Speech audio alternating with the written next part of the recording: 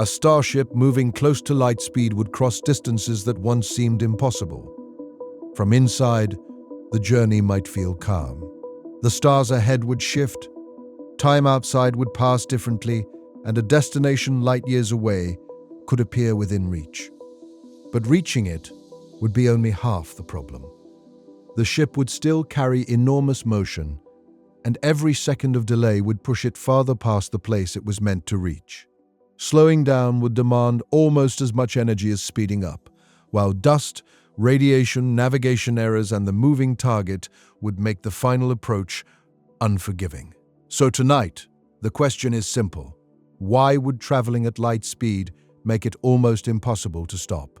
Before we begin tonight's journey, subscribe if you want more calm space documentaries like this.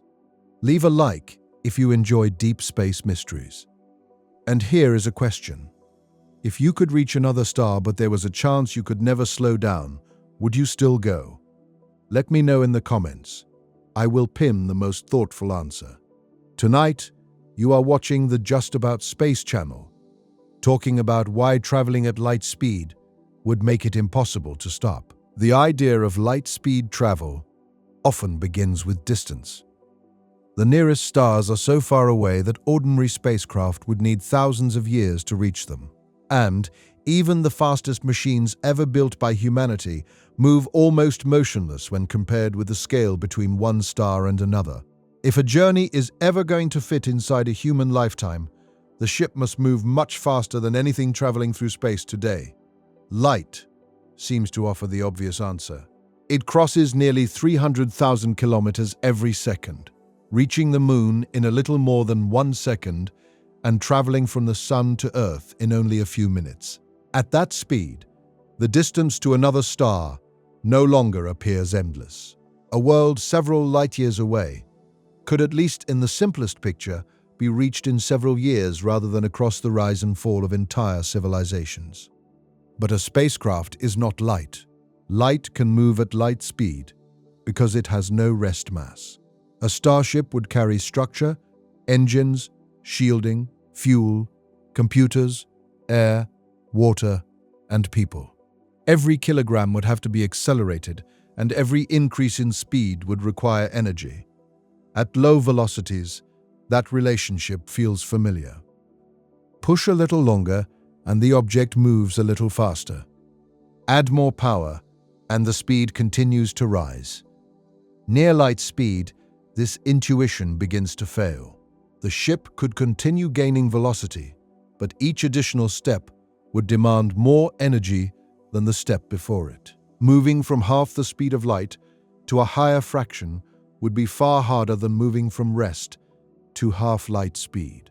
As the vessel approached the limit, the energy required would grow so rapidly that reaching the speed of light itself would require an unlimited amount. The limit is built into the relationship between energy, motion, space, and time. The closer an object with mass comes to light speed, the more difficult it becomes to change its state of motion by the same amount. No matter how advanced the engines became, the final fraction could never be completed.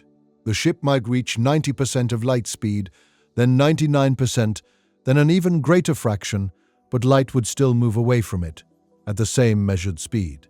There would always be a remaining gap, and closing that gap would require more energy than closing all the earlier ones combined. For a real mission, exact light speed would not be necessary. Even a ship traveling at a large fraction of it could cross interstellar distance far faster than any present design. But the word mere hides an enormous range of difficulty. A vessel at 10% of light speed is already moving at 30,000 kilometers every second. At 90%, the problems become far more severe. At 99%, every part of the journey enters a regime where small changes carry extreme consequences. Acceleration would have to begin carefully. The ship could not jump from rest to such a speed. If its engines produced a sudden change in velocity, the passengers and everything not perfectly supported inside would continue moving according to their earlier motion. Human bodies tolerate acceleration only within limits. especially when that force lasts for a long time. A comfortable interstellar ship might accelerate at something close to the gravity people experience on Earth. Inside, the thrust could press passengers toward the floor, creating the feeling of weight. The ship might be arranged so that the rear of the vessel functioned as down, while the engines operated. People could walk, sleep, eat, and work under this steady pressure. That sounds gentle, but maintaining such acceleration would change the ship's velocity continuously. After days, weeks, and months, it would reach speeds far beyond anything familiar. The passengers might feel only normal weight, while the outside universe changed around them. The stars ahead would appear different. Light, arriving from the direction of travel, would shift toward higher energies, while light from behind would shift lower. The visible sky would compress toward the front of the ship. Radiation that had once been weak could become more dangerous. The universe would not look like a normal star field moving faster. It would be transformed by the vessel's motion. Time would also begin to separate. For the people aboard, clocks would continue to tick normally. Hearts would beat at ordinary rates. Meals would be eaten, conversations held, and years lived without anyone feeling that time itself had changed. But compared with observers who remained on Earth, less time could pass inside the ship than outside it. This time, dilation is one of the reasons near-light-speed travel appears so powerful. A sufficiently fast journey to a distant star could feel shorter to the passengers than the distance suggests. Yet the faster the ship moves, the more disconnected its journey becomes from the world it left. By the time it reaches its destination, decades or centuries may have passed elsewhere. The ship would also carry enormous kinetic energy. At ordinary speeds, a spacecraft can still cause serious damage during an impact. Near light speed, the energy contained in its motion would be difficult to compare with anything familiar. A collision involving even a small object could release extraordinary force. This energy would not be visible inside the cabin. A cup resting on a table would remain still relative to the ship. Passengers could move through corridors without being thrown backward by the vessel's speed. Motion is always measured relative to something else, and everything inside the ship would be traveling together. The danger would appear whenever the ship interacted with something that was not moving with it. The space between stars is extremely empty, but it is not perfectly empty. Thin gas, dust, and occasional larger particles remain scattered through it. At ordinary spacecraft speeds, many of these particles are harmless or manageable. At a significant fraction of light speed, they would strike the front of the vessel with tremendous energy. A grain of dust could behave less like a speck and more like an explosive impact. At even higher speed, individual atoms of gas would arrive as powerful radiation. The ship would need heavy shielding, magnetic fields, sacrificial layers, or some method of clearing material from its path. Every shield would add mass. More mass would require more energy to accelerate. More energy would demand larger engines, more fuel, stronger structures, and better cooling. Each solution would make the original problem harder. Fuel would be especially difficult. A rocket carries its own reaction mass, throwing material backwards so the spacecraft moves forward. To reach near light speed, it would need to accelerate not only the ship and passengers, but also the fuel that would be used later. Carrying more fuel increases mass, which requires still more fuel to accelerate. Advanced propulsion could reduce this problem. The vessel might use fusion, antimatter, beams sent from the solar system, or sails pushed by powerful lasers. Some designs could leave much of the energy source behind rather than carrying it. But no method removes the underlying requirement. A massive object must gain an enormous amount of energy to move near light speed. The ship's structure would have to survive that process. Engines operating for months or years would produce heat, radiation, vibration, and stress. Energy that failed to become useful motion would become waste heat. And in space, heat can only be removed by radiating it away, Large radiator systems would have to remain exposed while the ship moved through a dangerous stream of particles. Even perfect engines would not make the acceleration simple. Navigation would need extraordinary precision. At near light speed, the ship would cover vast distances during the time required to detect a problem and respond to it. A small error in direction could become a miss, measured in millions of kilometers by the time the destination was reached. The vessel could not steer like an aircraft turning through air.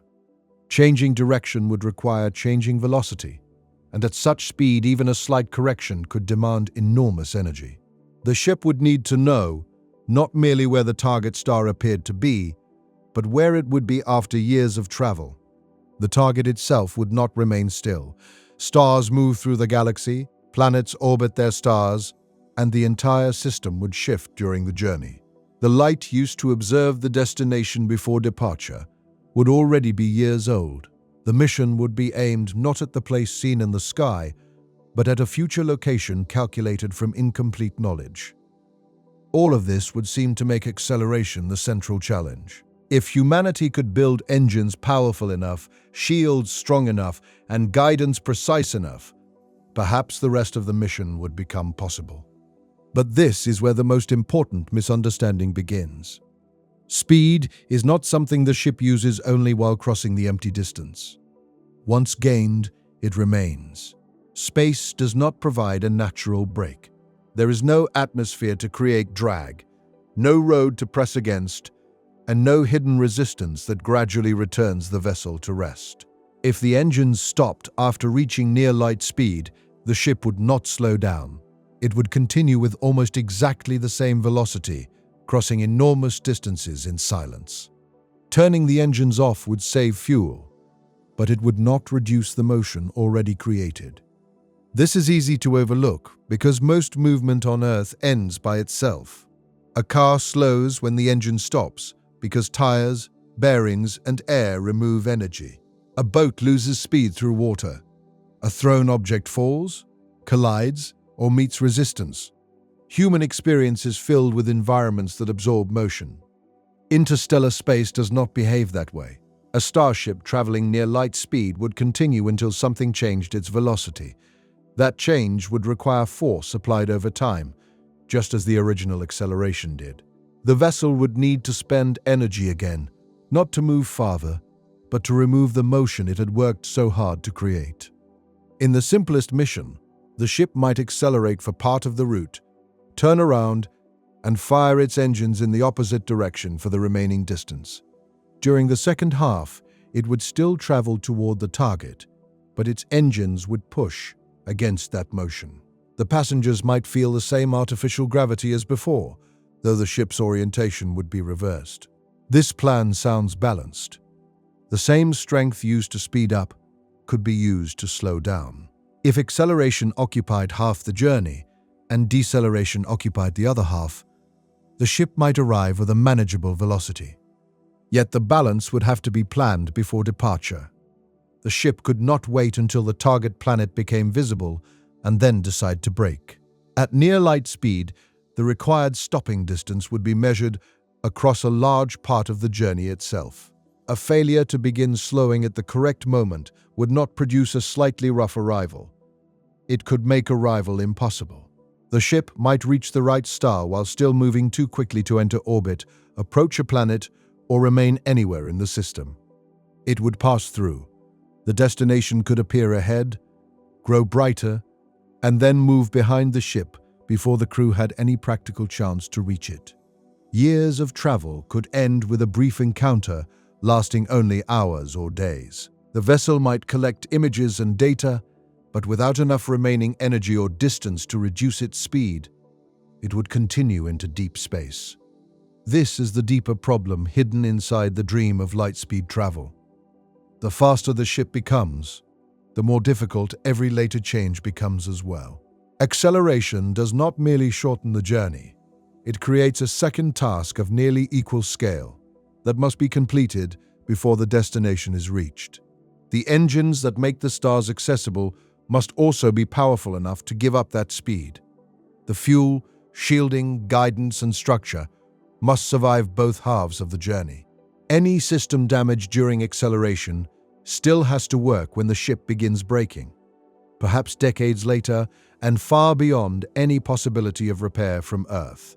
A design that can reach near light speed but cannot reliably slow down is not a complete interstellar vehicle. It is a machine capable of leaving, but not of arriving. And so the real journey would begin to divide into two equal problems: creating an almost unimaginable speed and then finding a way to remove it before the destination had already passed. A starship leaving the solar system could not treat acceleration as a brief event near Earth. The engines might continue operating for months or years, adding a little more velocity every second, while the sun slowly faded behind the ship. From the outside, the vessel would become faster and faster. From inside, the crew might feel only a steady pressure beneath their feet, as ordinary as gravity. That apparent calm would hide the scale of what was happening. A continuous acceleration close to Earth's gravity would carry the ship beyond familiar spacecraft speeds in a matter of days. Given enough time, it would approach a significant fraction of light speed, crossing distances that once required thousands of years. The passengers would not be thrown violently through the cabin because the change was gradual, but the ship's motion relative to the stars would become extreme. The crew could live normal routines during this period. Meals would be prepared, repairs completed, children taught, and instruments checked while the engines continued working far below the occupied decks. The steady thrust would create a direction that felt like down. Floors could remain beneath people. Liquids would settle in containers, and walking might feel much like walking on Earth. This is one reason constant acceleration appears attractive for interstellar travel. It offers both speed and artificial gravity. Yet every hour of comfortable thrust adds more motion that must later be removed. The same force that makes life aboard the ship easier also deepens the problem waiting near the destination. A mission planner could not simply ask how quickly the vessel should accelerate. The real question would be how long it could accelerate while still leaving enough distance, energy, and working machinery to slow down. The midpoint of the journey would not merely divide the route in half on a map. It would mark the moment when the purpose of the engines changed completely. Before that point, thrust would increase the ship's speed toward the target. After it, thrust would need to oppose the motion already created. The vessel might rotate so that the engines faced the direction of travel, then continue firing while the ship still moved toward the distant star. To someone watching from outside, it would look as though the spacecraft had turned around and begun flying backward, even though its path still carried it forward. The rotation itself would not slow the ship. Pointing the engines toward the destination changes only the orientation of the vessel, not the motion of its center of mass. The ship could face backward while still crossing space at almost the same speed. Only after the engines began producing a sustained force against that motion would the velocity start to fall. This distinction is simple, yet it is easy to miss, because turning and slowing are often connected on Earth. A car changes direction through friction against the road. An aircraft turns by pushing against air. A ship at sea uses water. In deep space, rotation can change where a spacecraft points without changing where it is going. The vessel would therefore carry two journeys at once: the journey of its orientation and the journey of its motion. Its nose could face Earth while its velocity still pointed toward the destination. Its engines could burn backward for months while the ship continued drawing closer to the target. Only the rate of approach would gradually decrease. The timing would have to be precise. If the ship began braking too early, it could arrive years later than planned or consume energy while still far from the target. If it began too late, even perfect engines might not have enough remaining distance to reduce the speed safely. The midpoint could not be chosen by appearance, because the destination would still look like a point of light when the most important decision had to be made. The crew would rely on calculations, observations, and predictions made across enormous distances. They would need to know the ship's exact velocity, the output of its engines, the movement of the target system, and the amount of time remaining. Each measurement would contain some uncertainty, and those uncertainties would grow during a journey measured in light years. Even the engines would not produce perfectly identical thrust forever. Components would age, fuel flow could vary, tiny differences in temperature or alignment might change performance. A reduction too small to notice during 1 hour could become important after months of continuous operation. Navigation software would constantly compare the planned route with the ship's actual motion. Small corrections would be made before they became large. The vessel might adjust engine output, shift its angle, or alter the timing of the turnaround. These corrections would seem minor, but at near light speed, a very small angular error could move the ship millions of kilometers away from its intended path. The destination itself would also be moving. The target star would travel through the galaxy, while its planets continued around it. A safe arrival would require matching not only a location, but a velocity. The ship could reach the correct region of space and still pass through too quickly because it remained poorly matched to the motion of the system. This is what makes interstellar arrival different from touching a point on a map. A planet is not waiting at fixed coordinates. It is moving around a star that is moving through the galaxy. To remain there, the ship must arrive with a speed and direction that allow it to become part of that moving system. A vessel crossing the target's orbit at a significant fraction of light speed would not be captured naturally. The gravity of the star might bend its path slightly, but the ship would carry far too much energy to settle into orbit. It would enter the system, pass the star, and continue outward unless something removed most of its velocity beforehand. The braking plan would therefore reach across much of the entire voyage. A mission lasting several years, for the passengers could spend a large part of that time slowing down. The ship might reach its highest speed only briefly near the middle, then immediately begin giving it up. This would make the dream of traveling at light speed feel strangely inefficient. Humanity would build a machine capable of extraordinary velocity, yet the vessel could use that maximum speed only for a limited portion of the route. Much of the journey would be spent climbing toward the limit or descending away from it. But that is the price of carrying people rather than sending a signal. Light does not need to stop. It can cross a star system and continue forever. A crewed ship must arrive slowly enough to observe, choose, enter orbit, approach a world, and perhaps land. The mission is not complete when the vessel reaches the destination's distance. It is complete only when its motion has been made compatible with the place it came to reach. The energy budget would need to reflect this from the beginning. Fuel used during acceleration could not be considered the entire cost. The ship would need a second reserve for braking, along with enough margin for course corrections and emergencies. If the vessel carried its own reaction mass, that braking fuel would have to be accelerated during the outbound half of the journey, adding to the mass and energy required at launch. This creates a difficult loop. More braking fuel makes safe arrival possible, but also makes the ship heavier. A heavier ship requires more energy to accelerate, which may require more fuel, stronger engines, and larger radiators. Each added system increases the burden carried by every other system. Nothing used for braking could be allowed to fail early. A sail folded for decades would have to open correctly after exposure to radiation, vibration, and temperature changes.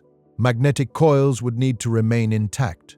Fuel tanks and pumps would have to work after years of storage. The engines might be required to operate most intensely at the point when the ship was farthest from help. The braking half of the journey could therefore be more dangerous than the acceleration half. Near Earth, the vessel might still receive guidance, updates, and perhaps assistance. Near the destination, every decision would belong to the ship. Any flaw carried from launch would finally reveal its importance when no replacement mission could arrive in time. The crew might spend years preparing for the turnaround. Engineers would inspect propulsion systems, test valves, compare fuel reserves, and study every change in performance. Navigation teams would refine the target's future position. Medical staff would prepare the population for the temporary loss and reversal of artificial gravity. The moment itself might feel almost quiet. There would be no sudden view of a giant planet, no visible line marking the middle of interstellar space. The ship would begin rotating against a background of stars that appeared nearly unchanged. Inside, alarms would sound softly, handholds would be used, and familiar rooms would lose their sense of direction. When the rotation ended, the vessel would face the world it had left behind. Earth would be too distant to see as anything more than a calculated point. The engines would restart, pushing the crew toward floors now arranged for the return of artificial gravity. Yet the ship would still be moving toward the destination. Days would pass before the reduction in speed became meaningful. Months might pass while the vessel remained faster than anything humanity had ever built. The target star would continue growing ahead, even though the engine exhaust now streamed toward it. This long overlap between approaching and braking would shape the emotional experience of the journey. The crew would know they were slowing, yet every observation would show the destination becoming closer. They would live with the understanding that the ship was still consuming distance faster than it could remove speed. The margin for error would narrow gradually. Early in the braking phase, the vessel might still adjust its plan. Later, each remaining kilometer would matter more. A loss of thrust could no longer be corrected by simply extending the journey, because the ship might enter the target system before enough speed had been removed. The crew would not be trying to stop relative to empty space, because there is no universal state of rest. They would be trying to match the target. A planet, star, and starship all move, and safe arrival means reducing the difference between their velocities. This is another reason the phrase stopping can be misleading. The ship would never become motionless in an absolute sense. It would enter an orbit, move alongside a planet, or travel with the destination system through the galaxy. What matters is not eliminating motion, but joining the correct motion. A successful journey would therefore be a carefully shaped curve of velocity. The ship would leave Earth moving with the solar system, accelerate away, rotate in deep space, reduce its relative speed, and arrive moving with another star. Every stage would be connected. A mistake, made near departure, could remain hidden until the final approach. The engines could not be treated as tools used only to escape. They would be part of the arrival system from the first moment they fired. Fuel spent too freely during acceleration would be fuel missing during braking. Damage accepted early could become fatal later. Every decision to gain speed would carry an equal obligation to give that speed up. And yet there would be a period between the two engine burns when mission planners might be tempted to coast. Shutting down the engines could save fuel, reduce wear, and allow the ship to travel silently for years. But once thrust disappeared, nothing in the darkness would begin slowing the vessel on its own. And when the engines finally became quiet, the ship would discover that empty space offers no natural way to take its motion back. The silence might feel like rest. For months or years, the vessel could have lived with the vibration of its engines, the steady pressure of thrust, and the knowledge that every second was adding more speed. When the power faded, the artificial gravity created by acceleration would disappear. People, tools, and loose objects would begin to drift. Yet nothing about the ship's motion would have become calm. Relative to the destination, the vessel would still be traveling at nearly the same extraordinary velocity it had reached a moment earlier. The end of thrust would not begin a slow decline. No invisible resistance would press against the hull, and there would be no tendency for the ship to return to some natural state of rest. It would simply continue. This is one of the deepest differences between motion on Earth and motion between stars. Almost everything people experience on a planet is surrounded by forces that hide inertia. A bicycle slows when the rider stops pedaling. A car loses speed when the engine is turned off. Air pushes against moving objects, surfaces rub together, and mechanical parts carry energy away as heat. Because these forces are always present, stopping can feel automatic. Motion seems temporary, while rest appears natural. In space, neither is more natural than the other. A vessel moving at constant velocity requires no continued thrust to remain in motion. It does not consume fuel simply to keep crossing the darkness. The engines are needed only when the ship wants to change its velocity, whether that means increasing speed, reducing it, or turning toward a new direction. If the starship shut down every propulsion system, it would not become motionless. It would become more perfectly committed to the motion it already had. The crew might watch the engine indicators fall to zero and see no immediate sign of danger. Inside the vessel, objects would float gently. The destination star would continue brightening ahead. Nothing would shake, overheat, or appear out of control. The problem would exist almost entirely in the numbers displayed by the navigation system. Those numbers would show that distance was still disappearing at an enormous rate. The emptiness around the ship would make this motion difficult to feel. There would be no landscape rushing past the windows. Nearby stars would still be too distant to show obvious movement from one second to the next. The crew could drift through quiet rooms while the vessel crossed more space during a short conversation than earlier spacecraft traveled during entire missions. This contrast would make the danger unusually calm. Nothing inside would suggest that time was running out, yet every moment of coasting would reduce the distance available for braking. The navigation system would continue predicting the future path. If no force acted, that path would form a long, nearly straight line through interstellar space. The target star might lie somewhere along it, but reaching the star's position would not mean remaining there. The vessel would cross the region and continue outward, preserving almost all of its original speed. The target system's gravity would not provide an easy solution. A star could bend the trajectory, but a ship arriving near light speed would carry far too much energy to settle into orbit naturally.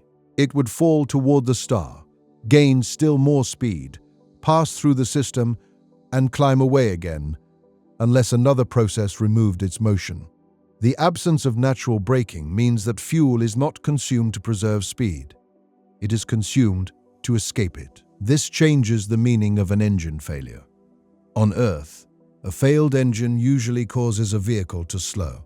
On a near-light-speed starship, a failed engine would leave the vessel moving almost exactly as before. Air would circulate, lights would remain on, and the crew could live for years. But unless propulsion returned, the destination would become unreachable in the only sense that mattered. The ship could pass close enough to photograph planets while remaining unable to approach one. It might detect oceans, clouds, or even signs of life, yet carry its passengers away before a landing craft could be used. A world that had justified generations of travel could become a brief observation rather than a home. The crew might attempt repairs while the remaining distance shrank. At ordinary speeds, losing a few weeks could be manageable. Near light speed, the same delay could move the ship deep into the target system or beyond it. Repair time would be measured not only in hours, but in the distance crossed during each hour. The decision to shut down the engines intentionally would carry a quieter version of the same risk. Coasting could protect machinery from wear and reduce fuel consumption, but it would not reduce the braking work required later. The ship would preserve its speed while using up the space in which that speed could still be removed.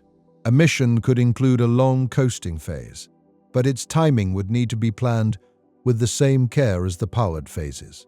The vessel might accelerate, coast, and then decelerate, using its maximum speed for a larger part of the route. This could reduce engine operating time, though it would not reduce the total change in velocity required.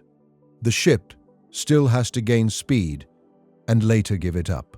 If the engines were efficient but fragile, coasting could protect them until braking. Yet every inactive year would make the final restart more important. Fuel lines, valves, reactors, and control systems would remain dormant, while radiation and time continued affecting them.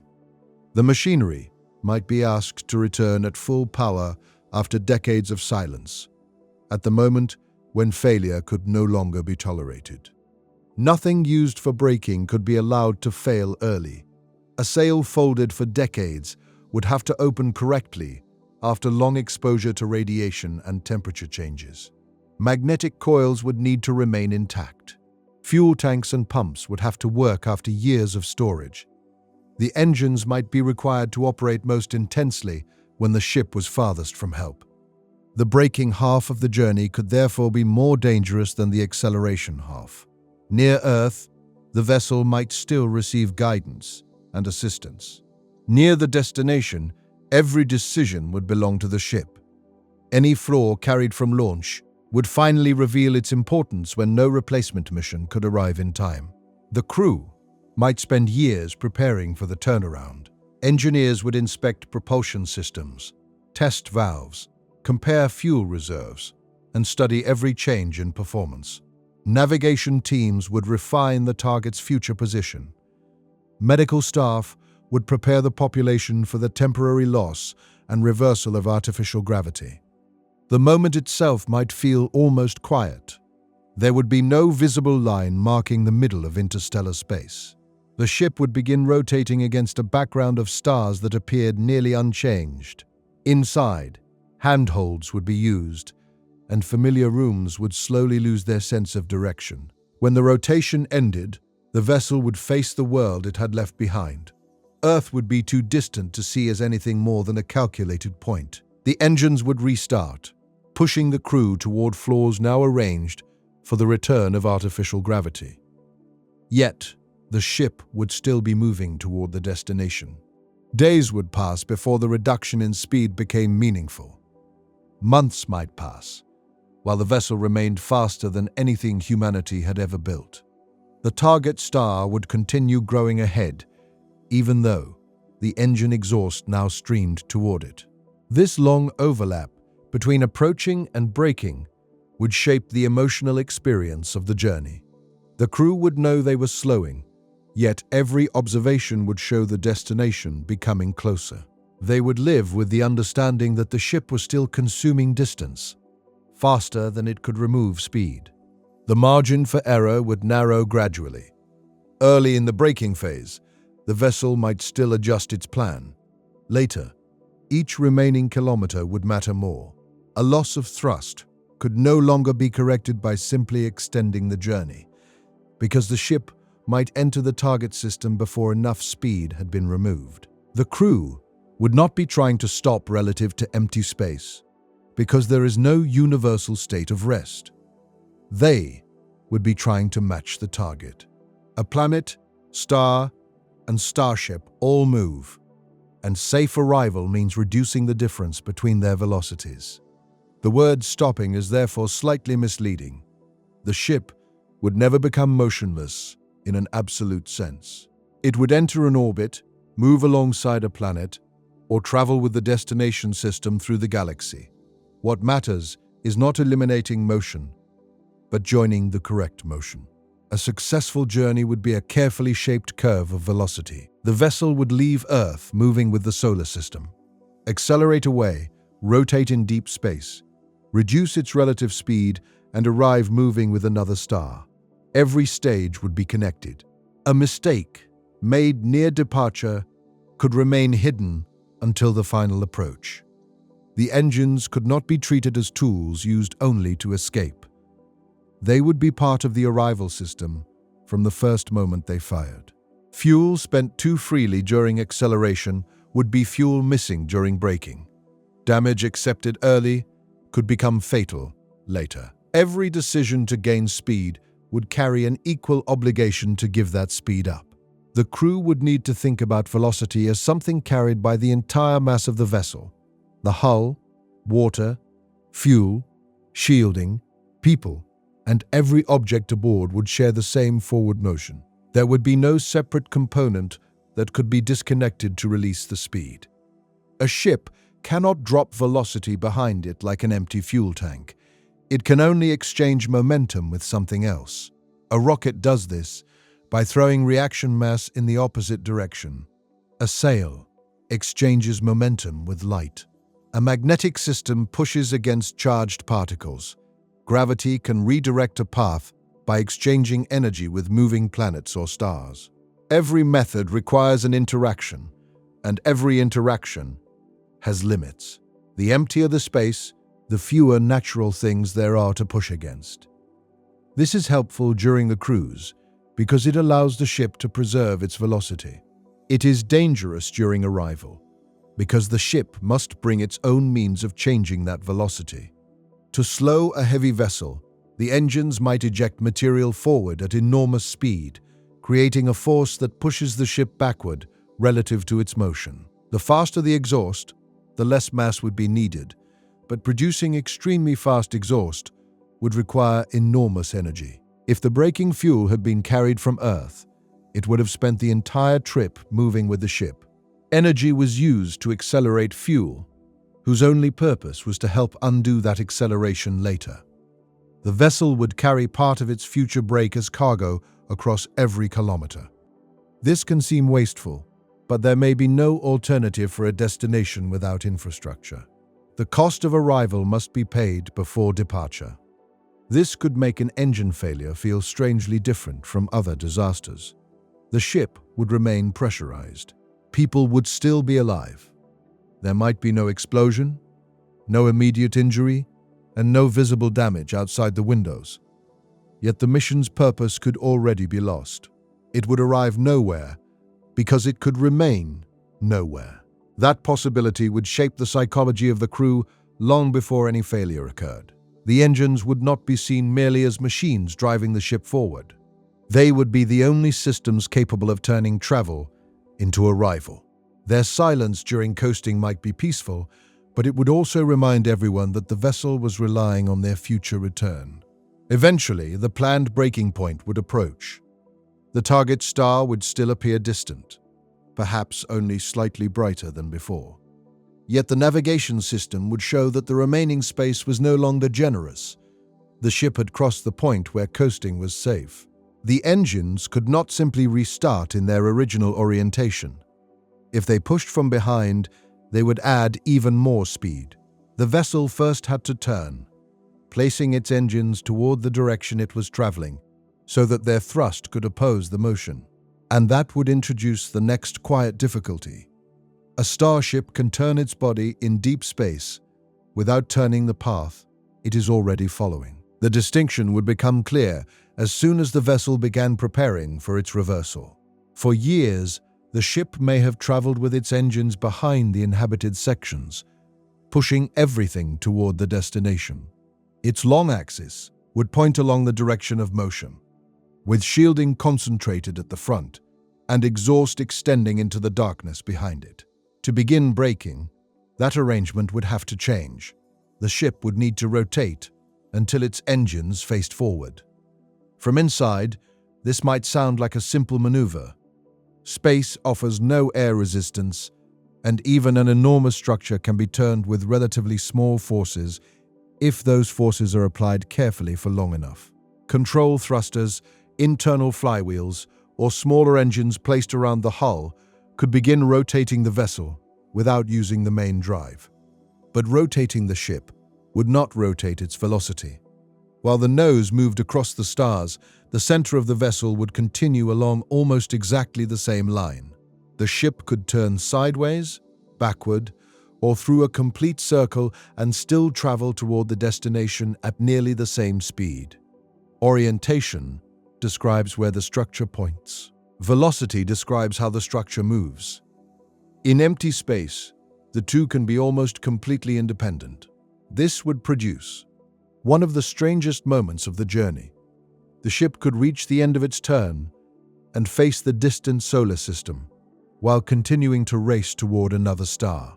Anyone looking through a forward observation system would now see the region of space the vessel had left behind, even though every second still carried the crew farther away from it.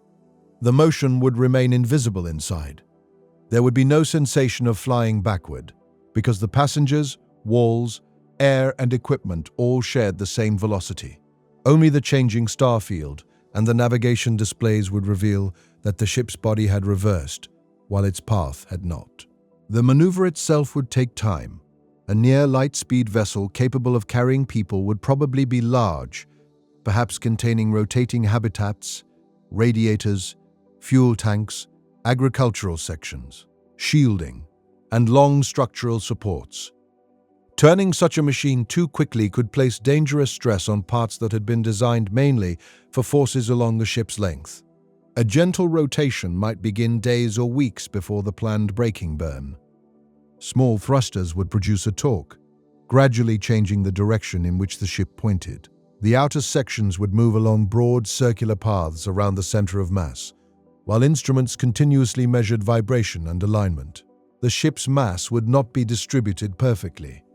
Fuel may have been consumed unevenly during acceleration. Water could be stored in different parts of the vessel. Cargo could have been moved, habitats modified, and equipment replaced during the journey. Before the turn, the crew would need an accurate map of where that mass was located. If the calculations were wrong, the ship might rotate around an unexpected point. Structural loads could become uneven. A habitat could shake, a radiator could bend, or a fuel tank could place stress on supports that were never meant to carry it in that direction. The maneuver would begin, as much with measurement as with thrust. Internal systems would also feel the change. During the powered part of the journey, acceleration may have created an artificial sense of gravity. Rooms could be arranged with the engines beneath the floors, allowing people to live as though they were standing on a planet. When the main engine stopped, that familiar downward force would disappear. The turn would take place in weightlessness, unless rotating habitats provided another source of gravity. People would secure themselves with handholds and restraints. Loose objects would be stored, fluids would gather into floating masses unless enclosed, and equipment that depended on natural settling would need another way to move liquids and gases. Agricultural systems could be especially sensitive. Water, no longer pulled downward, would cling to roots, tubes, and surfaces in unfamiliar ways. Air bubbles could remain trapped inside lines. Pumps might draw gas instead of liquid, if their intake systems were not designed for weightlessness. The farms would need to survive the maneuver without interrupting the cycles that supported the crew. For passengers who had lived under continuous acceleration for years, the sudden loss of apparent gravity could cause nausea, confusion, and difficulty moving. The population might include children born aboard who had never experienced weightlessness, as well as older people whose bodies no longer adapted easily. The ship could reduce thrust gradually before the turn, allowing people and systems time to adjust. Artificial gravity would become lighter over several days, then disappear. The process would feel less violent, but it would extend the period during which the vessel continued coasting at extreme speed.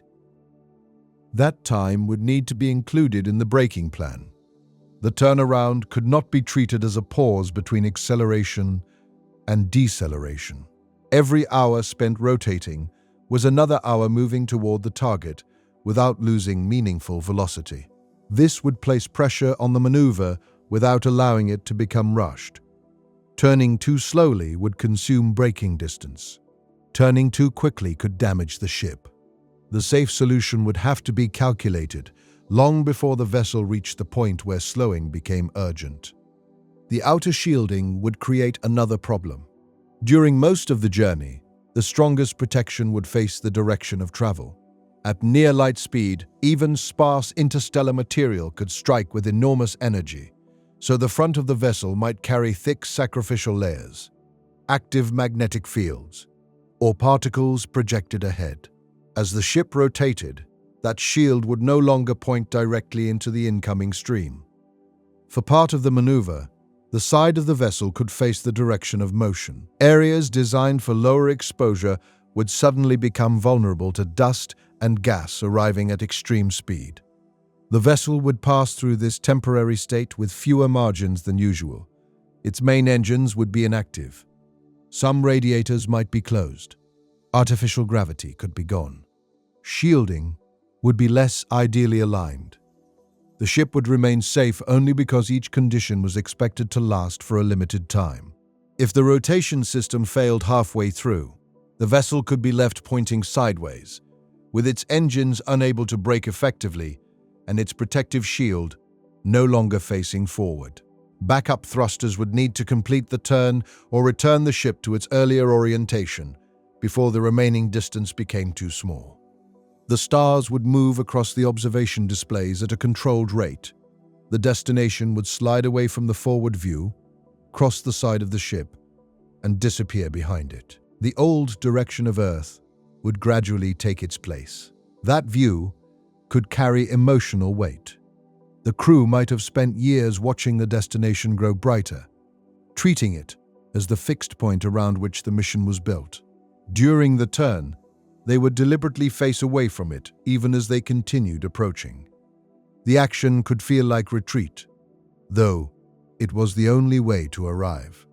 Once the vessel had rotated almost 180 degrees, the control system would begin reducing the turn. Stopping a rotation requires another torque in the opposite direction. If the ship simply stopped firing its attitude thrusters, it would continue spinning just as it continued moving forward when the main engines shut down. The rotation therefore contained its own smaller version of the braking problem. The vessel had to create angular motion, then remove it. Thrusters would fire in reverse, slowing the turn until the ship held the desired orientation without continuing past it. Precision would matter. The main engines needed to point almost exactly along the ship's velocity. If they were slightly misaligned, part of their thrust would push sideways rather than directly opposing the motion. Over months of braking, a tiny error could move the vessel far from the planned route. A small sideways component might be useful for course correction, but only if it were intentional. Uncontrolled misalignment would waste fuel and create uneven stress through the structure. The navigation system would constantly compare the engine direction with the actual velocity and adjust the ship by fractions of a degree. At ordinary speed, a minor pointing error can often be corrected later. Near light speed, the cost grows rapidly. The vessel covers so much distance that an angular mistake has time to become a vast physical separation. A destination that seems directly ahead could be missed even while remaining clearly visible. The crew would not rely on one reference alone. Gyroscopes, inertial sensors, pulsars, and observations of known stars could provide independent measurements. Each system would be checked against the others, because an undetected error in one sensor could guide the entire ship incorrectly. Relativity would affect what the instruments saw. Light from ahead and behind would be shifted in frequency, while the apparent positions of stars would be distorted by the vessel's motion. Navigation software would have to correct these effects to reconstruct the surrounding sky and determine where the ship was truly pointing.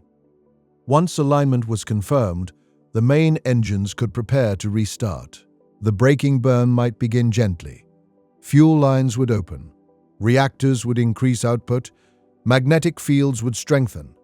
And cooling systems would move toward full operation. A small initial thrust could verify that the ship responded as expected before the engines committed to months or years of continuous work. Inside, a sense of weight would return, but the direction of down would now be reversed from the acceleration phase. Living spaces designed for the change would become usable again, while temporary supports and restraints were removed. People might need time to adapt to walking after the weightless turnaround. The engines would now push toward the destination while the ship continued moving toward it. This seems contradictory only because direction and motion are being confused. The exhaust would be expelled forward, and the reaction would reduce the vessel's forward velocity. The ship would still approach the star, but a little less quickly with every second. At the beginning, the difference might be almost impossible to see. The target would continue growing brighter. Distance would continue falling rapidly.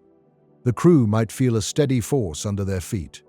yet the vessel would still move at a significant fraction of light speed. Braking would not mean that the ship had stopped approaching. It would mean that the rate of approach had begun to decrease. This long delay between starting the engines and seeing the destination slow its advance would make the maneuver feel uncertain. Navigation displays could show progress, but there would be no visual sign comparable to a vehicle slowing beside a road. Space would remain dark, and the stars would continue moving according to effects created by the vessel's still enormous velocity. Every system would need to maintain its performance. If the engines delivered slightly less thrust than expected, the ship would require more time and distance to reach the planned arrival speed. If the loss were detected early, the burn could begin sooner or continue longer. If it appeared late, there might be no safe correction. The turnaround would therefore be remembered not as the moment the ship stopped, but as the moment stopping finally became physically possible. Before it, all thrust had built the problem. After it, every second of thrust worked to solve it. Yet the maneuver alone would guarantee nothing. A perfectly aligned ship with healthy engines could still fail to arrive if it had waited too long to begin. The remaining distance would have to be large enough for the chosen force to remove almost all of the velocity without exposing the crew to fatal acceleration. And, once the engines were finally facing forward, the crew would discover that beginning to brake was not the same as having enough distance to stop. The main engines could now push against the ship's motion, but the result would not resemble a vehicle slowing near a station. At a large fraction of light speed, even a powerful and continuous force would need an immense distance to reduce the velocity safely. The target star might already appear brighter, yet the vessel could still require a substantial part of the remaining journey simply to become slow enough to stay. Stopping distance grows from two things the crew cannot avoid: how fast the ship is moving and how gently it must slow. A machine without passengers could tolerate extreme forces if its structure survived them. A human crew could not. The braking plan would have to protect bones, organs, blood flow, equipment, farms, and every system designed to operate under a limited and predictable acceleration. A gentle deceleration would feel almost ordinary inside. If the engines produced a force similar to Earth's gravity, people could stand on floors arranged for the new direction of thrust. Meals could remain in containers, water could flow through pipes, and daily life might continue while the ship steadily gave up speed. Nothing about the interior would suggest that the braking distance extended across trillions of kilometers. If the ship slowed at roughly 1 Earth gravity, the braking would still take a long time. A vessel moving near light speed could not wait until it entered the target system. It would need to begin decelerating while the destination remained far away, perhaps when the star was still only one point among many.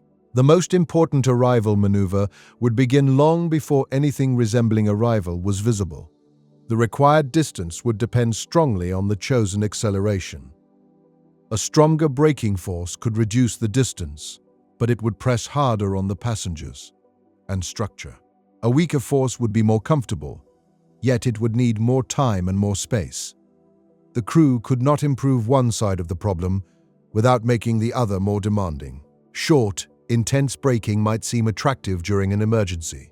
If the ship discovered that it had started too late, increasing engine thrust could recover some of the lost margin. But the body has limits.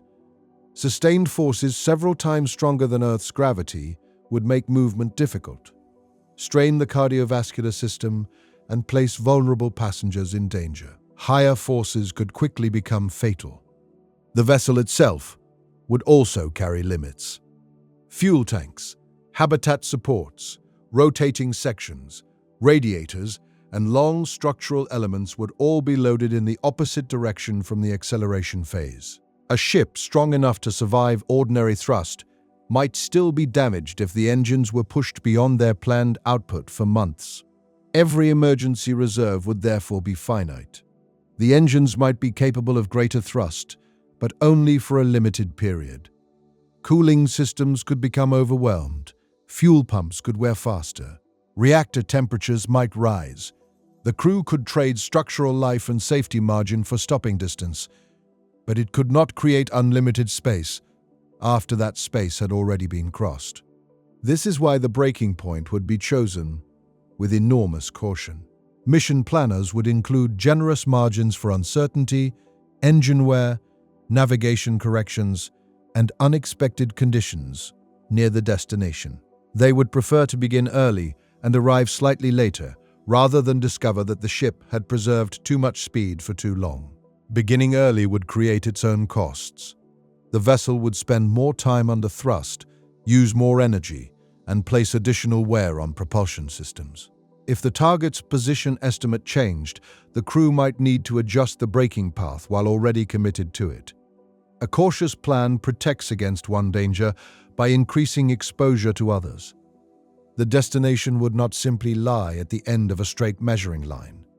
The ship must approach a moving star with the correct direction and speed.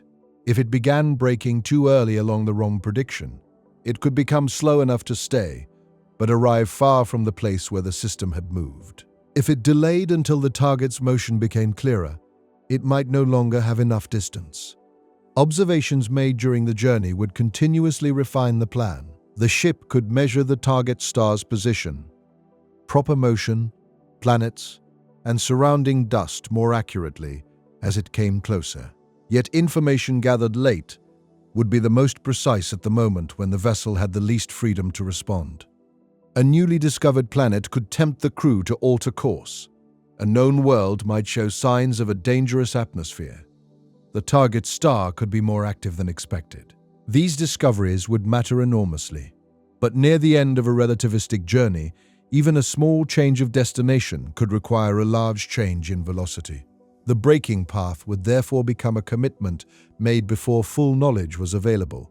The scale can be understood by considering how quickly the ship consumes distance. Near light speed, a planetary system is not a large region. The distance from the Sun to the outer planets, which takes light only hours to cross, could pass beneath the ship in a similarly brief period. A vessel that entered the system still moving at a large fraction of light speed would not have months to examine its options. It might have only hours before the star and planets were behind it. The slowing must be nearly complete before the ship reaches that region. This means the visible arrival is only the final result of a process that began far away. By the time the crew can see planets as more than points, the engines should already have removed almost all of the interstellar velocity. The remaining maneuvers would resemble ordinary spaceflight only after the extraordinary speed was gone. The ship might aim to reach the outer edge of the system, moving at tens or hundreds of kilometers per second, rather than hundreds of thousands. Even that could be fast for orbit insertion. But it would place the vessel within a range where local gravity, engines, sails, and planetary encounters could shape the route more effectively. Reducing the final fraction of speed would require precision. During the early braking phase, removing 1,000 kilometers per second would be a small change compared with the total velocity. Near arrival, the same change could determine whether the ship entered orbit, crossed the system, or fell toward the star. The engines would need to reduce thrust gradually as the desired velocity approached. If they continued too long, the vessel could become too slow too early, or even begin accelerating back toward where it came from. Stopping is not a single state the ship reaches automatically. It is a carefully controlled match with the motion of the destination. The word stop would remain useful only as a human simplification. The target star moves through the galaxy. Its planets orbit. A safe vessel must join those movements, not erase its own. It must arrive with the right vector, which includes both speed and direction. A braking error could therefore appear in several forms. The ship might be moving too fast. It might be slow enough but traveling at the wrong angle. It could reach the star at the correct speed yet at the wrong time, when the desired planet was on the far side of its orbit. Every one of these failures would require additional energy to correct. At ordinary interplanetary speed, a vessel may wait in orbit and adjust later. A relativistic ship arriving too fast may have no place to wait. The target system would pass around it before the crew could create a second opportunity. Uncertainty would be converted directly into braking margin. The vessel would need more fuel, more time, or a longer approach than the ideal calculation suggested. A mission built with no margin could succeed only if every engine, observation, and assumption remained perfect across light years. Perfection would not survive the journey. Radiation could alter electronics. Fuel could behave slightly differently after years of storage. The ship's mass could change as supplies were consumed and structures repaired. Even the population aboard might be larger or smaller than expected, changing the total mass that the engines had to slow. The navigation system would update the stopping calculation continuously. It would compare measured thrust with remaining distance, target motion, current mass, and acceptable acceleration. The result would not be one fixed breaking point, but a moving prediction that became more accurate as the journey continued. For the crew, this prediction could become one of the most important numbers aboard. It would show how much margin remained between safe arrival and an uncontrollable flyby. During stable periods, the margin might appear generous. A propulsion fault could reduce it suddenly. A successful repair might restore part of it, but lost distance could never be recovered. Once crossed, distance exists only behind the ship. The crew could increase thrust, change route, or choose another destination, but they could not return the unused braking space. Every second would make the future narrower. This could turn a minor technical issue into a decision about human endurance. Suppose one engine failed and total thrust fell by 10%. The ship might still slow safely if it began earlier, but if braking had already started, the crew could face a choice between missing the target and increasing the force on everyone aboard. Medical teams would estimate how long passengers could tolerate the stronger load. Engineers would determine whether the structure could survive it. Agricultural and fluid systems would be adjusted for the new apparent gravity. A decision made in minutes could affect every body and every machine for months. This places a hard boundary around late solutions. A powerful engine cannot fully compensate for a late braking decision when people are aboard. The vessel might possess enough energy to change velocity, yet lack a safe way to apply that change. An unmanned probe could accept a crushing deceleration if its components were built for it. It might fire an intense engine near the target, or collide with material designed to absorb its energy. A crewed starship would need to protect fragile bodies throughout the same maneuver. The length of the braking path would therefore be part of the life support system. It would be as essential as air or water, though it existed outside the hull as empty distance. The mission would consume that distance just as surely as it consumed fuel. This is what makes a late failure so unsettling. The ship could still contain air, food, healthy passengers, and functioning engines. Nothing inside would seem exhausted. The missing resource would be the space ahead. Long before the star became a large presence in the sky, the crew would know whether that distance remained. They would know whether the engines were meeting the planned curve, whether the velocity was falling quickly enough, and whether the ship still occupied the corridor leading to a stable arrival. The final years of braking could therefore feel less like approaching a destination and more like watching a calculation become reality. The star would brighten, the ship would slow, and the available margin would either hold or disappear. If the plan worked, the vessel would enter the target system with its greatest danger already behind it. If it did not, the planets ahead could be visible, real, and completely unreachable. And beneath every calculation of distance would remain an even deeper cost, because slowing the ship meant removing an amount of energy almost as extraordinary as the energy once used to accelerate it. That energy would not disappear simply because the engines pointed in the opposite direction. It had become part of the ship's motion, carried by every wall, tank, machine, drop of water, and human body aboard. To arrive safely, the vessel would need to transfer that motion somewhere else. At familiar speeds, this happens so easily that it can go unnoticed. A car turns motion into heat through its brakes. Air resistance warms the surface of an aircraft. A spacecraft entering an atmosphere compresses gas ahead of it until the shield glows. Movement is not erased. Its energy is changed into heat, sound, deformation, or the motion of surrounding matter. A near-light-speed starship would face the same rule, but without a road, an ocean, or a thick atmosphere to absorb anything gently.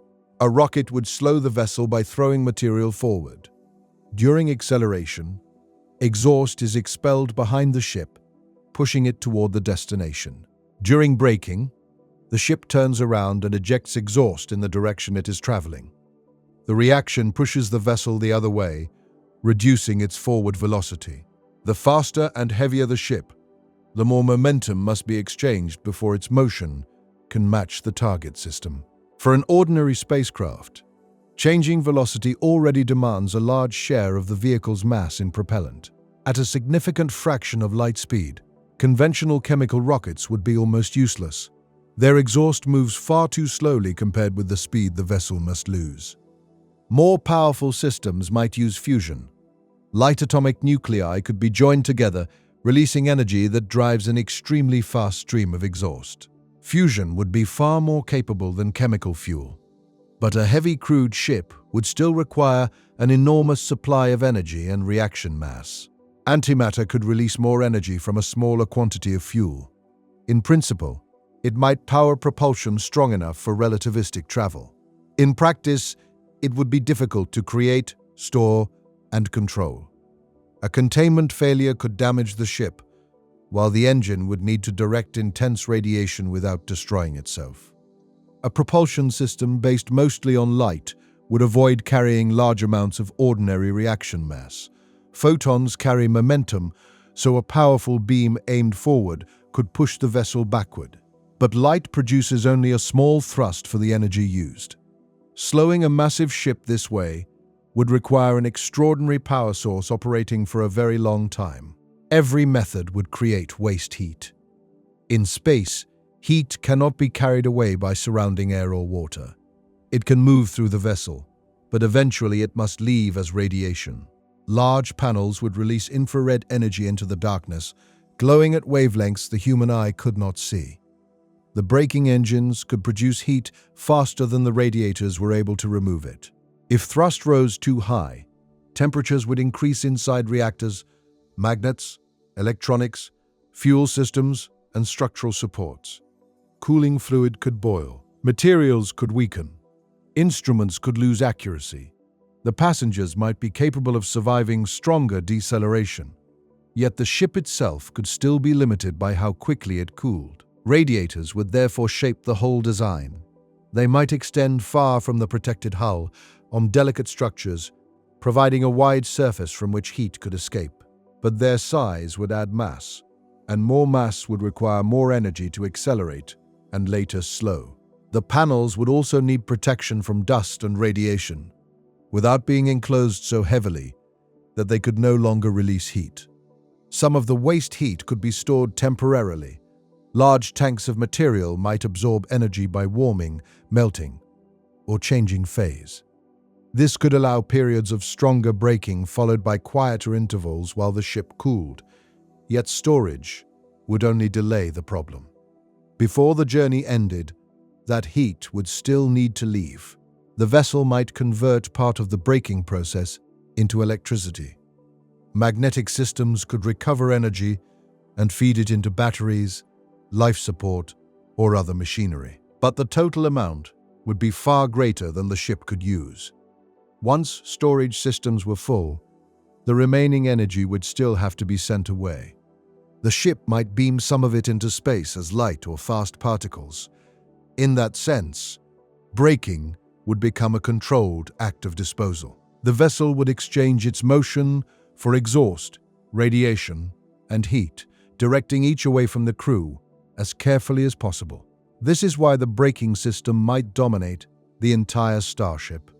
It would not resemble a small set of brakes added near the engines. Fuel tanks, reactors, magnetic nozzles, radiators, shielding, and control equipment could surround a comparatively small inhabited core. Much of the vessel's mass would exist not to carry people, but to make their arrival possible. The braking fuel would have been carried from the beginning. During acceleration, the ship spent energy bringing that fuel up to speed along with everything else. Years later, the same material would be expelled to remove the motion it had shared. This creates a severe penalty. Adding propellant increases the ship's mass, which requires more energy to accelerate. That may demand still more fuel, larger tanks, stronger structure, and greater cooling capacity. At some point, adding fuel to solve the braking problem begins to make the braking problem worse. An external beam could reduce the burden during departure. Powerful lasers near the sun might push a sail, allowing the ship to accelerate without carrying all of its energy source on board. This is especially attractive for small probes. But the destination would not contain a second laser array unless one had been built there in advance. A beam from behind could keep pushing the ship forward, yet it could not easily pull the vessel to a stop. A crewed mission might therefore require robotic machines to arrive earlier, construct infrastructure around the target star, and wait for the human ship. The crew would then depend on equipment they had never seen, built by machines from local material decades or centuries before. If it failed, there might be no substitute. A magnetic sail could offer another path. The ship might create a vast magnetic field that pushes against charged particles in interstellar space, or the wind of the destination star. Instead of carrying all of its reaction mass, the vessel would use matter already present along the route. The difficulty is that interstellar space is extremely thin. The field might need to extend across an enormous area before it produced useful braking. Superconducting loops or plasma structures would have to deploy after the cruise and remain stable while forces grew around them. The exact density of the material ahead would matter. If the route contained fewer particles than expected, the sail would slow the vessel less effectively, increasing the distance required. A method that depended on the environment could never be planned with complete certainty. Starlight could also help. A wide reflective sail facing the destination star would receive increasing pressure as the vessel approached. The light could push against the ship's motion without consuming onboard fuel. For a small spacecraft, this might remove a useful amount of speed. A large human vessel would need an immense sail of very low mass and extraordinary strength. It would have to reflect almost all incoming energy, because even slight absorption could overheat the material near the star. Gravity might shape the final path, but it could not simply swallow the vessel's motion. A close passage around a star or giant planet could bend the trajectory and, under carefully chosen conditions, exchange some energy. Yet a ship arriving at relativistic speed would spend very little time near any one world. A close approach would also expose the vessel to stronger heat, radiation, and particle density at the exact moment its systems were already under the greatest load. The safest mission might combine several methods. Engines could remove most of the velocity. Magnetic sails could begin slowing in interstellar space. Starlight and gravity could assist during the final approach. If one method performed poorly, another might compensate. But redundancy would add mass and complexity. Every sail, coil, engine, radiator, and backup system would have to survive the entire outward journey before becoming useful. The energy problem would also be limited by the people aboard. Stronger deceleration would reduce the distance needed to stop, but it would increase the force felt by the crew. Human bodies can survive high acceleration briefly, though a long braking phase must remain gentle enough for people to live and work. A deceleration close to Earth gravity could provide a comfortable sense of weight. The crew might walk normally while the ship slowed. But the process would continue for months or years, consuming an enormous distance. Greater force could shorten that period, yet the structure, engines, cooling system, and passengers would all experience higher loads. A vessel designed for comfortable gravity might not survive several times that force for long. The mission would have to balance distance, energy, heat, mass, and biology. Improving one part could worsen another. Starting the engines earlier reduces the required thrust, but extends their operating life. Braking harder saves distance, but produces greater heat and stress. Carrying more fuel increases capability, but makes the ship heavier. Building larger radiators protects the machinery, but adds vulnerable structure. There would be no single improvement that solved everything. Even possessing enough total energy would not guarantee success. The ship would need to release and direct that energy quickly enough. A reactor operating gently for centuries might produce a huge amount overall, but braking must happen during the limited time and distance before arrival. The engines and radiators must handle the required rate. This difference could decide the mission. The ship might carry fuel with enough theoretical energy to stop, yet be unable to process it fast enough. It would be like having a vast supply of water connected through a pipe too narrow to extinguish a fire. The crew could begin braking earlier, but only if the limitation was understood, while enough distance remained. Once the target star was near, unused energy inside the fuel tanks would offer little comfort if the engines could not turn it into thrust quickly enough. A cooling failure could force the crew to reduce power. The ship would continue slowing, but less than planned. Navigation computers would recalculate the route and might show that the vessel would cross the target system with too much remaining speed. Engineers could accept higher temperatures, sacrifice non-essential equipment, or direct more cooling toward propulsion. Parts of the ship might become less comfortable so the engines could remain active. Every reserve would gradually be converted into braking time. Yet the system could never be perfectly efficient. Exhaust could strike nearby structures, radiation could scatter, heat could move toward occupied areas. The more powerful the braking became, the more carefully the vessel would need to protect itself from its own attempt to stop. Behind the ship, a narrow stream of exhaust or light would extend toward the destination. From far away, the vessel might appear as a faint moving source, releasing the energy of its journey into space. That beam would be evidence that the starship was slowly exchanging extraordinary motion for the chance to remain near another sun. If the plan succeeded, the speed relative to the target would fall until the destination stopped being a place the ship was rushing past and became somewhere it could enter. The energy accumulated during acceleration would leave little by little, carried away as exhaust, heat, and radiation. But the braking process would not occur in complete emptiness. At near light speed, the thin gas, dust, and radiation ahead would be transformed by the ship's motion, arriving with energies that could threaten every exposed system. And while the ship struggled to dispose of the energy it had carried across the stars, the space ahead would begin arriving as a storm of matter and radiation created by the vessel's own speed. Interstellar space is often described as empty, and compared with the atmosphere of a planet, it is. Between the stars, matter can be spread so thinly that only a few particles occupy a volume that would hold an enormous number near Earth's surface. To a slow spacecraft, this emptiness is almost complete. To a vessel moving near light speed, it would not feel empty at all. The danger would not come from the amount of material alone, but from the speed at which the ship encountered it. A single atom drifting quietly between the stars would strike the forward shield with energy far greater than its size suggests. The faster the vessel moved, the more violent every collision would become. The vessel would not merely move through space, it would transform ordinary matter into a stream of high-energy impacts.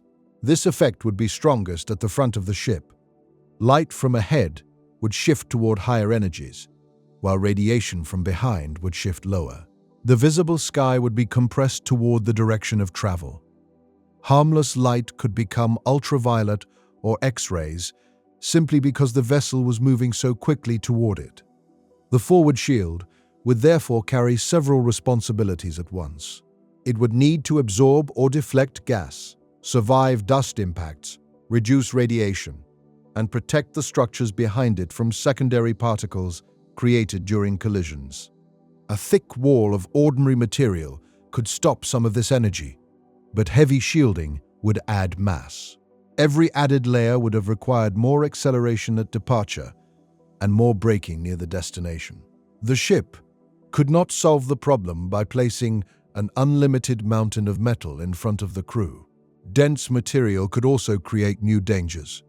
When energetic particles strike heavy atoms, the collision can release showers of smaller particles that continue deeper into the vessel. A material that blocks one form of radiation may produce another. Yet the front of the vessel would require more than passive layers. At near light speed, even a tiny dust grain could release enough energy to damage a large area. A particle no wider than a grain of sand would not strike like ordinary sand. Its motion relative to the ship could turn it into a compact explosion. The outer surface might vaporize at the point of impact. A cloud of hot plasma would expand through the shielding, while fragments and radiation moved deeper into the structure. One collision might be survivable. Repeated impacts over light years could slowly erode the protective layers. The ship could carry sacrificial shields designed to be consumed during the journey. Thick blocks of ice, carbon-based material, or replaceable panels might be placed ahead of the main vessel. As each layer became damaged, another could move into position. This would make shielding a limited resource, much like fuel. The mission would need to estimate not only how much energy was required to accelerate and stop, but how much protection would remain after years of bombardment. The true amount of dust along the route would never be known perfectly. Telescopes could study broad clouds and measure average density, yet a small concentration of grains might remain invisible until the ship reached it. At ordinary speed, the vessel could detect an obstacle and change course. Near light speed, warning time would become extremely short. Sensors cannot receive information faster than light, and by the time reflected light returned from an object ahead, the ship would already be much closer. A detection made 1 second before impact might leave less than 1 second to respond. For a large obstacle, even that warning could be useless. The vessel could not change direction instantly, and a sharp maneuver would place enormous stress on the structure and passengers. Avoidance would need to begin at a distance that might be impossible to observe clearly. The safest route would be chosen before launch. Astronomers could search for dense clouds, debris fields, and other hazards. The ship might follow a path through regions believed to contain less gas and dust, even if the route became slightly longer. But space changes. Clouds drift. Stars shed material. Small objects move through the darkness without being noticed. A route that appeared clear decades earlier might not remain clear when the vessel arrived. The vessel might project energy ahead to clear its path. Powerful lasers could strike dust grains long before arrival, heating and vaporizing them. Particle beams might ionize neutral gas so that magnetic fields could deflect it. This would not make the material disappear. Vaporizing a grain turns it into a cloud of smaller particles, and those particles would still carry mass. The advantage is that a wide cloud could spread the impact over a larger area, rather than concentrating it at one point. The clearing beam would require precise targeting and enormous power. It would need to operate continuously because the ship would cross new space every moment. The same reactors already supporting braking, cooling, life support and shielding would have to supply it. Magnetic fields could guide charged particles away from the hull. A powerful field extending ahead might bend the paths of protons and ions before they reached the physical shield. Neutral atoms would be harder to control until they were ionized. Deflecting particles would also transfer momentum to the ship.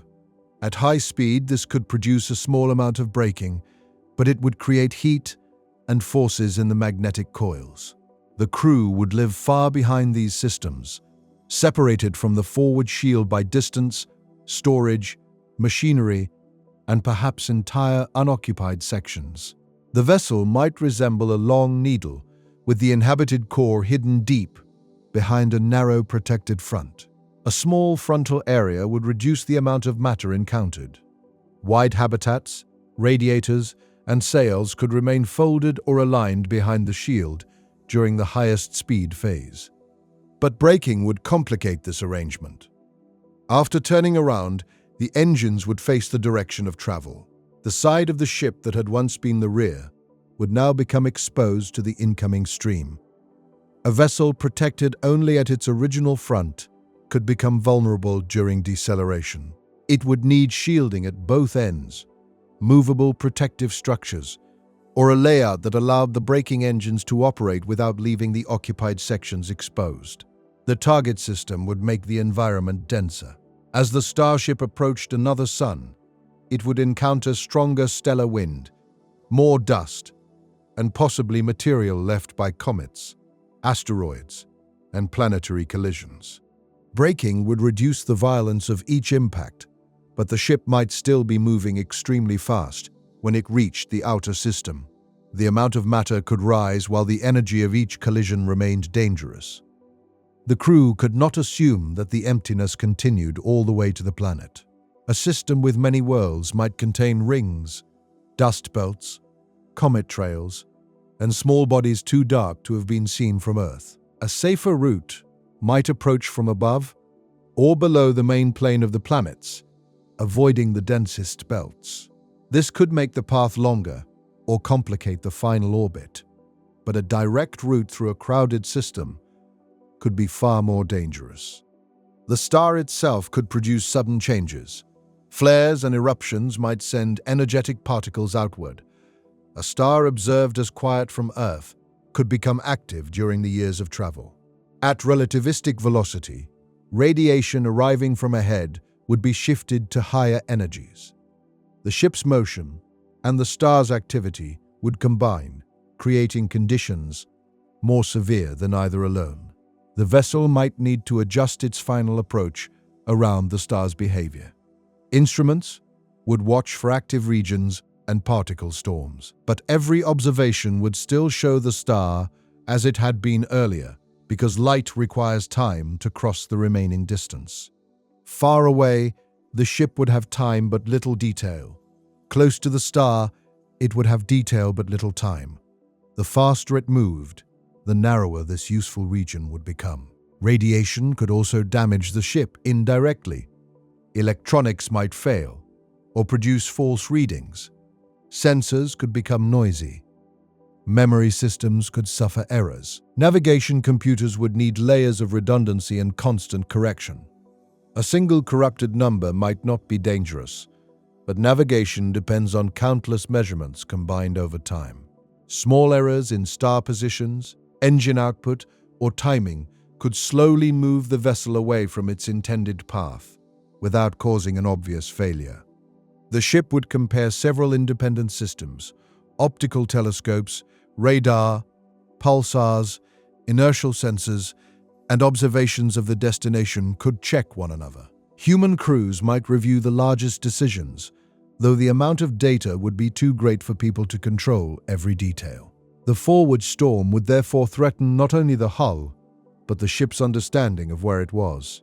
This is where shielding and navigation would become inseparable.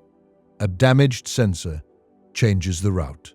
A changed route alters the material encountered. More impacts create more damage, which can make further errors more likely. A small problem could grow quietly. The crew might see only a gradual increase in warnings. One telescope becomes unreliable. A section of the outer shield loses material faster than expected. A radiator receives minor damage. None alone would end the mission, but together they could narrow the remaining choices. The vessel could reduce speed earlier to lower the impact energy. This would protect the ship, but require a longer braking period and more engine operation. It could alter course toward a cleaner region, but that might increase the distance to the destination. Every defensive decision would affect the braking plan. The fastest possible journey would therefore not be the safest one. A slightly lower cruising speed could sharply reduce collision energy, radiation, shielding mass, and navigation risk. It might add years to the voyage while making arrival far more likely. This would challenge the original dream. The goal had been to move as close to light speed as technology allowed, yet a successful mission might remain well below that limit. Not because the engines were too weak, but because the universe became too dangerous when approached too quickly. Speed would shorten time while increasing almost every other burden. The crew might never see the particles striking the shield. Most impacts would occur too quickly and on scales too small for human eyes. Sensors would record flashes, pressure changes, and radiation bursts. Maintenance teams would study damage in protected compartments and replace layers when possible. The sound inside might remain quiet. There would be no wind against the hull, only occasional vibrations passing through the structure. The danger would exist in invisible streams and microscopic impacts, steadily arriving from the direction of travel. As the vessel slowed, the storm would weaken. Radiation would shift back toward lower energies. Dust impacts would become less violent. The forward sky would gradually return to a more familiar appearance. That change could become one of the clearest signs that braking was working. Long before the destination was safe to enter, the universe ahead would begin feeling less hostile. But reducing speed would not reveal exactly where the ship needed to go.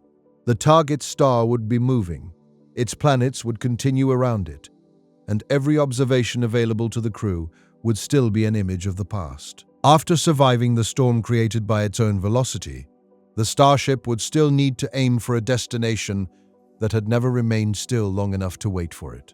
A star is never fixed in space. It moves through the galaxy along with every planet, moon, asteroid, and grain of dust held by its gravity. From Earth, distant stars can appear almost motionless because they are so far away, but over years and decades, their positions change. A ship crossing several light years would not be traveling toward a point painted permanently on the sky. It would be trying to meet a moving system at one exact moment. The difficulty begins with observation. When astronomers study a star 10 light-years away, they do not see it as it is now. They see light that left 10 years earlier. Every measurement of its position, motion, brightness, and planets belongs to the past. Before launch, the mission would use that old light to predict where the system would be when the ship arrived. The target selected on Earth would already be somewhere else by the time the vessel reached it. The starship would depart toward a future location that no telescope had directly seen. Its navigation plan would include the star's motion through the galaxy, the orbit of the target planet, the pull of nearby objects, and every effect strong enough to matter over the journey. A tiny error in direction could become a separation of millions of kilometers. A small mistake in the star's measured velocity could move the expected arrival point even farther. The vessel would not need to strike the planet directly. It only needed to enter the target system close enough and slowly enough to begin local navigation. But even a star system is small compared with the distance between stars. Missing by a fraction of a degree could send the ship through empty space far from any useful world. At near light speed, there would be little time to correct such an error once it became obvious. The crew would continue observing the destination during the voyage. As the ship moved closer, its telescopes would receive newer light. The information would still describe the past, but the delay would shrink. A star 5 light-years away would be seen 5 years earlier. At 1 light-year, the view would be 1 year old. This improving knowledge would help refine the route. Yet the vessel's increasing closeness would create another problem. The better the information became, the less time remained to use it. Far away, The crew could make large corrections over a long period, but they would know relatively little. Closer in, they could measure the system in greater detail, though changing course would require faster and more powerful action. Navigation would become a race between certainty and remaining distance. The ship's instruments would measure the apparent movement of the target against more distant stars. They would study changes in its spectrum, the faint pull of unseen planets, and the dimming caused when worlds crossed in front of the star. Pulsars and other stable sources could help determine the vessel's own position. None of these measurements would stand alone. The ship would combine them into a constantly updated model of the journey. The model would estimate where the vessel was, where the target was going, and how much thrust was required to bring their motions together. An error in either side of the calculation could be dangerous. The ship's own location would not be known through any navigation network spread between the stars. It would be estimated from distant light, the timing of pulses, the measured output of the engines, and the history of every acceleration the vessel had experienced. Tiny errors in thrust would accumulate. A slight difference between commanded power and actual power might mean almost nothing during 1 hour. After months, it could move the ship far from its predicted line. The vessel would need constant correction, comparing its internal estimate with the surrounding sky. Across light years, that fraction could matter. The destination planet would add another layer of motion. It would continue orbiting its star while the ship approached. The vessel could not aim for the world's current observed position. It would need to arrive where the planet would be after the remaining travel time and after the braking plan had changed the ship's speed. A small change in arrival time could place the planet on the opposite side of its orbit. This would not necessarily end the mission. If the vessel entered the system slowly enough, it could wait for the planet to move into a useful position. It might orbit the star or remain in deep space while completing its approach. But if the ship still carried too much velocity, timing would become critical. A planet could be near the planned crossing point for only a short period. Arriving days early or late might turn a possible encounter into a distant passage. The planet's moons, rings, and surrounding debris would also be moving. A route safe in one part of the orbit might cross a dangerous region later. The vessel would need a moving map rather than a static picture. The star's gravity would begin altering the path long before the ship reached the planets. As the vessel approached, it would fall inward and gain speed toward the star. The braking plan would have to account for this added motion. A journey calculated as though the destination were empty could arrive too fast. The star would pull the vessel inward while the engines struggled to reduce velocity. Depending on the route, gravity could help bend the trajectory or make the final braking more difficult. The ship might use the star deliberately. A carefully chosen passage could redirect the vessel, while a timed engine burn near the closest point could change its orbit efficiently. But such a maneuver would bring the ship into a region of stronger heat, radiation, and particle density. There would be no simple line separating navigation from survival. The safest route might require more fuel. The most efficient route might expose the ship to greater danger. The path that best reduced speed might lead too close to the star for the shielding to tolerate. The target system might also differ from what astronomers expected. A planet's orbit could have been measured imperfectly. A hidden giant world might pull smaller planets away from predicted positions.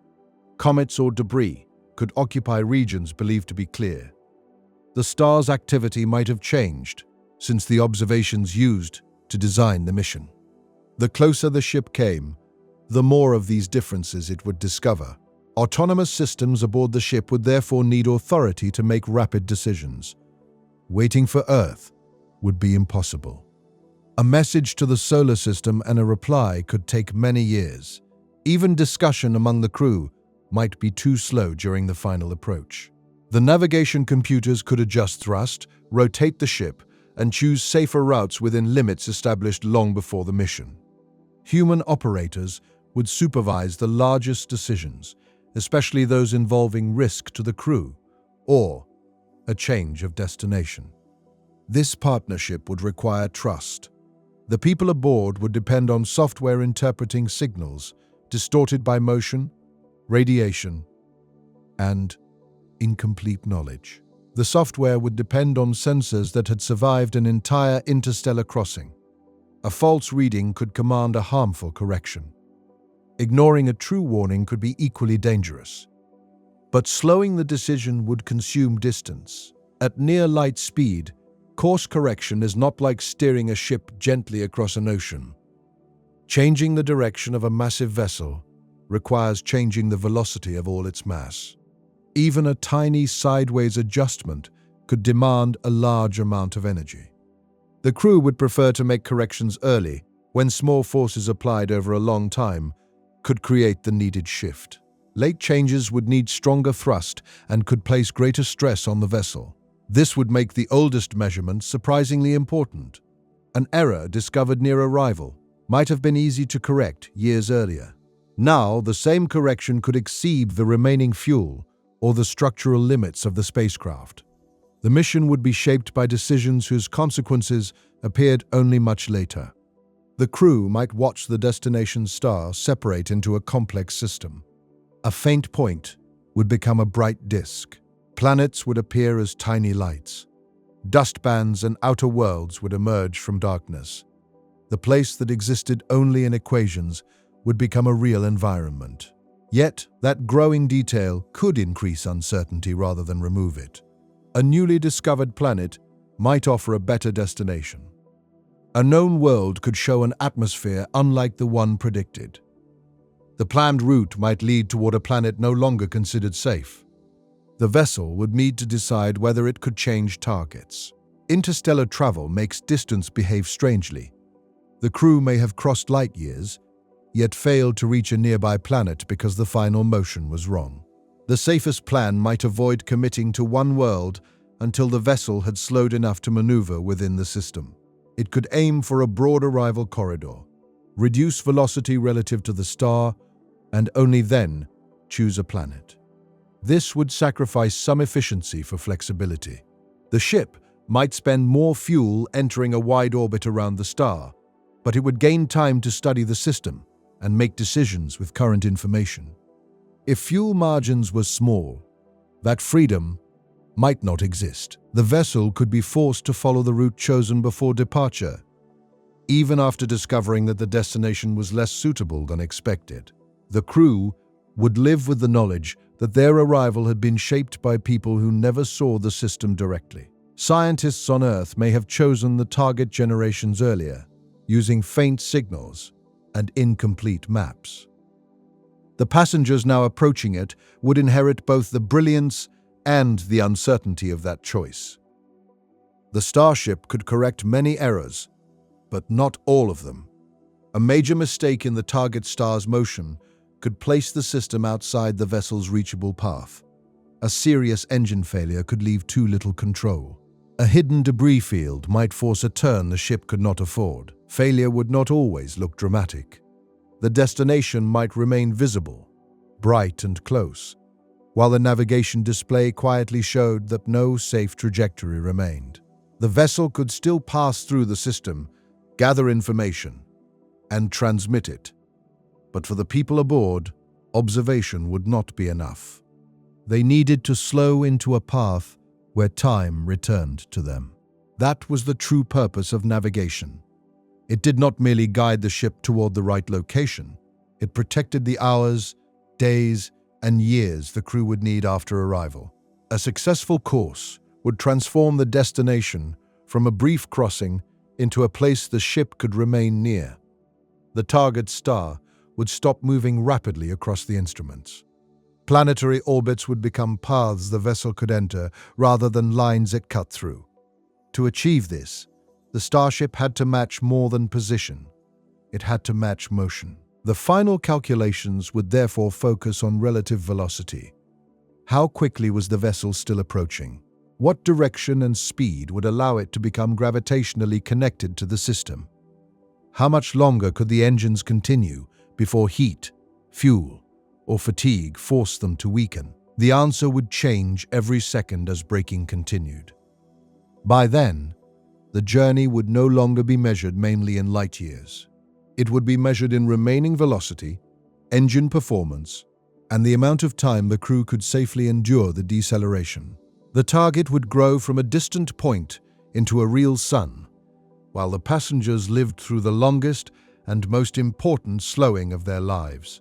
And as the moving system finally came into focus, the people aboard would enter the years when every heartbeat, every engine cycle, and every remaining kilometer depended on the ship continuing to slow. By then, the destination would no longer be an abstract point hidden inside calculations.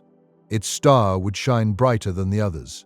Large planets might appear as faint moving lights, and the shape of the system would become clearer with every passing month, while the vessel still carried more speed than any ordinary approach could tolerate.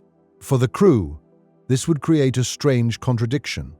The journey would feel nearly complete because the target was visible, yet the physical work of arrival might still require years. The ship could be close enough for telescopes to study clouds on a distant world while remaining too fast to enter its orbit. The engines would continue firing toward the destination, their thrust opposing the vessel's motion. Inside, the force could feel like gravity. People would stand, sleep, and work while the ship slowly surrendered the speed accumulated during the earlier half of the voyage. If the deceleration remained close to the gravity of Earth, daily life might appear almost normal. A cup would stay on a table. Water would settle in tanks. Children could walk through corridors without floating. But this artificial gravity would exist only because the engines were working continuously, consuming fuel and placing stress on systems that could not be replaced easily. The sound of braking could become part of life aboard. A low vibration might remain beneath the floors. Pumps, cooling lines, and magnetic equipment would operate without pause. The crew would know that the quiet weight holding them down was also the force preventing the destination from passing behind them. Every engine cycle would matter because the loss of thrust would immediately change the future path. The ship would not suddenly speed up if an engine failed, but it would stop losing velocity at the required rate. The target system would continue approaching, while the remaining braking distance disappeared. Navigation computers would recalculate constantly. A minor reduction in power could extend the stopping point by millions of kilometers. A temporary shutdown for maintenance might shift the planned arrival from a stable orbit to a high-speed crossing. The crew would therefore avoid interrupting the engines unless absolutely necessary. Repairs that once could have waited might now be performed while systems remained active. Engineers would work near machinery carrying enormous energy, protected by remote tools, shielding, and layers of automation. The braking equipment may have been tested throughout the voyage, but continuous operation would reveal weaknesses that short inspections could not. A valve might perform perfectly for an hour and begin leaking after a month. A superconducting coil could slowly lose stability. A radiator joint could weaken through repeated heating and cooling. These failures would rarely arrive as one dramatic event. More often, the vessel would lose capability in small amounts. One engine becomes slightly less efficient. A cooling loop can no longer carry its full load. A sensor requires more frequent correction. Fuel consumption begins drifting above the original prediction. Each change would narrow the safety margin.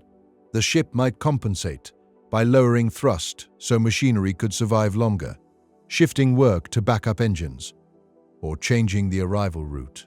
But every adjustment would affect the balance between time and distance. Reducing thrust protects the vessel, yet requires more space to stop.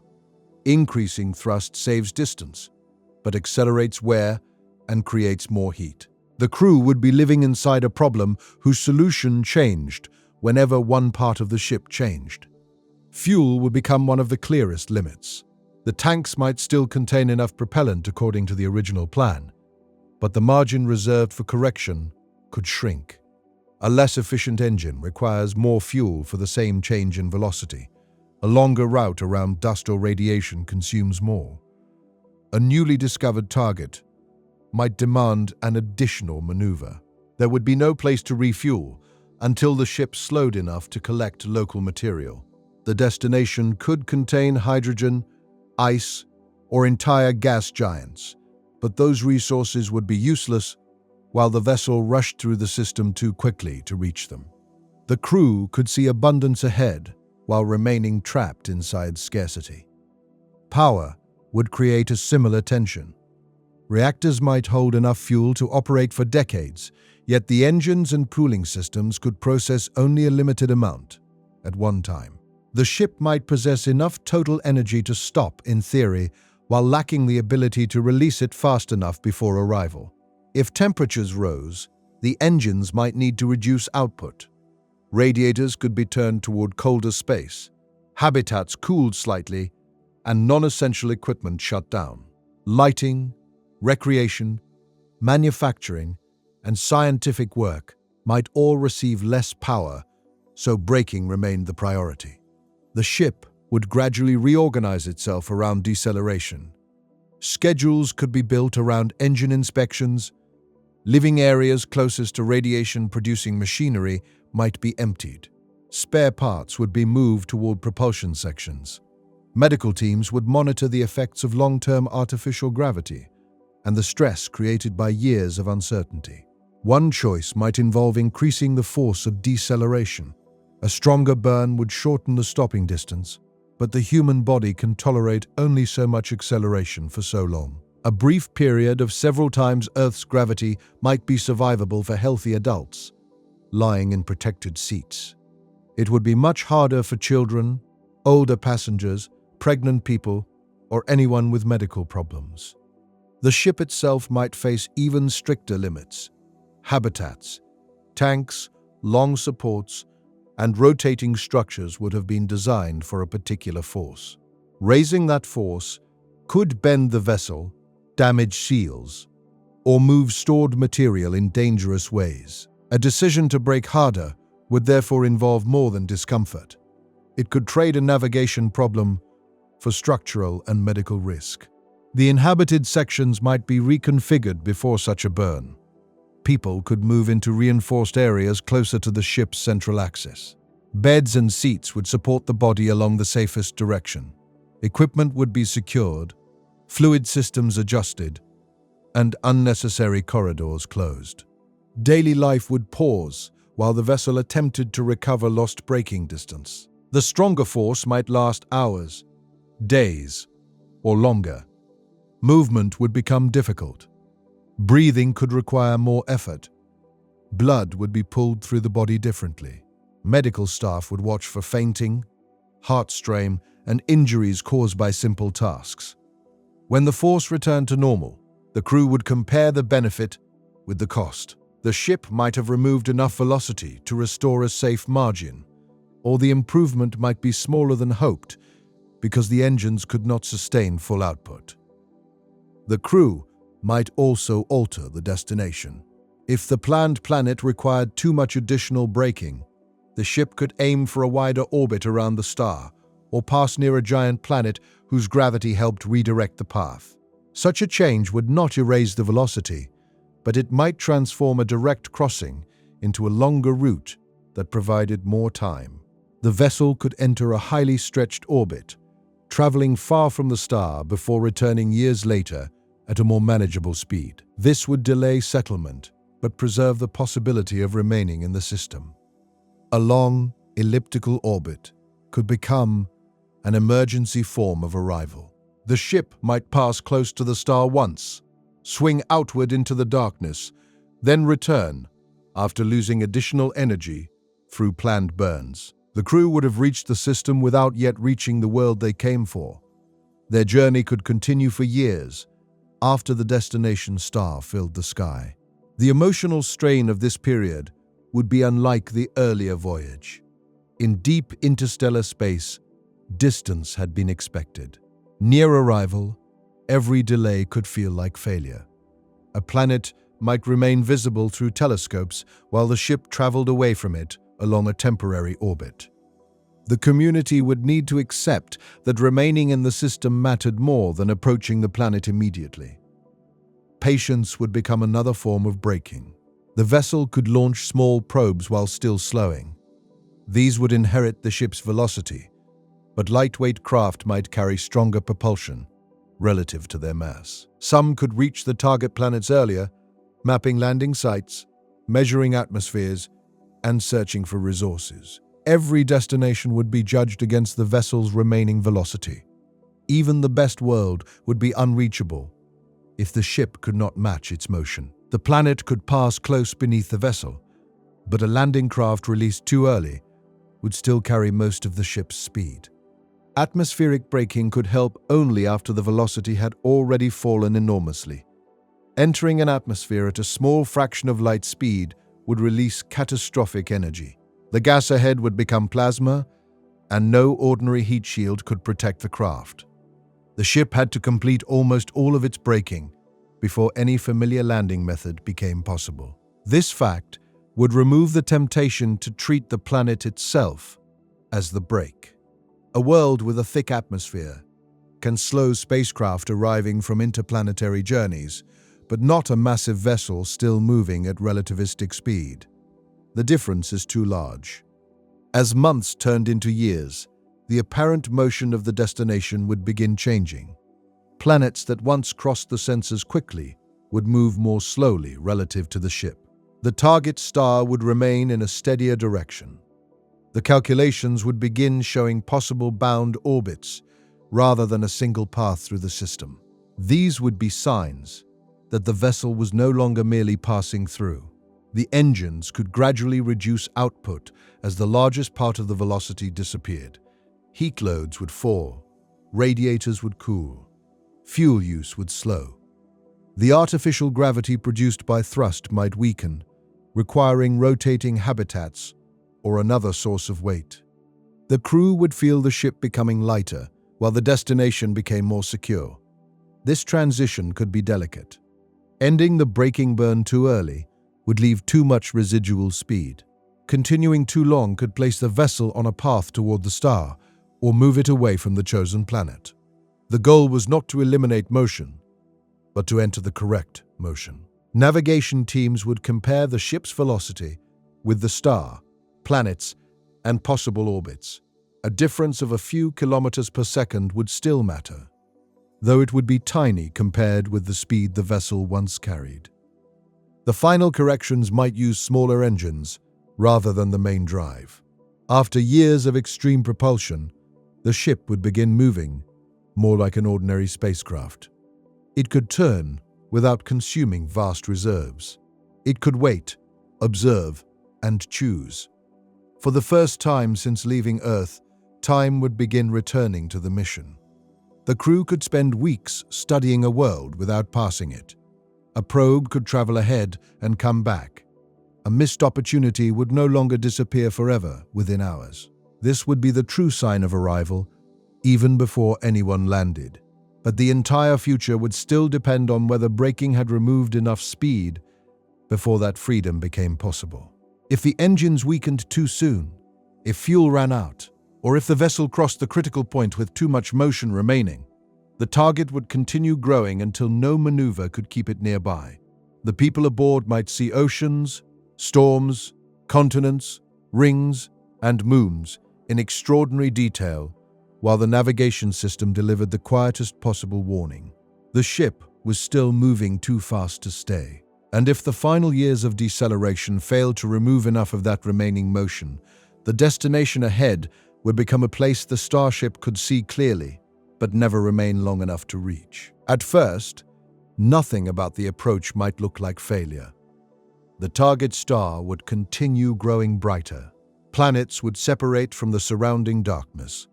Telescopes could reveal clouds, rings, ice, storms, and perhaps the colors of oceans beneath an unfamiliar sun. The crew might see more of the system than any human being had ever seen of another star. They could map continents, measure atmospheres, and watch moons move across distant worlds. Yet the navigation display could show that the vessel was still crossing the system far too quickly to join any of them. A planet does not become reachable simply because it is visible. The starship would need time to enter orbit, release probes, choose a landing site, and respond to hazards that could not have been known before arrival. At extreme velocity, that time would vanish. A planetary system that took billions of years to form could pass around the vessel in a matter of days. The outer worlds might appear first, dim and cold. Their orbits could stretch across billions of kilometers, yet the ship would cross those distances with frightening speed. A giant planet could grow from a point of light into a striped sphere, then fall behind before the crew had finished studying it. Closer to the star, events would happen even faster. Moons would change position during the approach. Rings would become visible and then narrow into lines. The target planet might rise ahead as the world everyone had imagined for generations, only to slide away from the ship's path because the remaining velocity was still too large. There would be no sharp border marking the moment the mission was lost. No alarm would need to announce that arrival had become impossible. The vessel could remain fully operational while the geometry of the encounter quietly closed around it.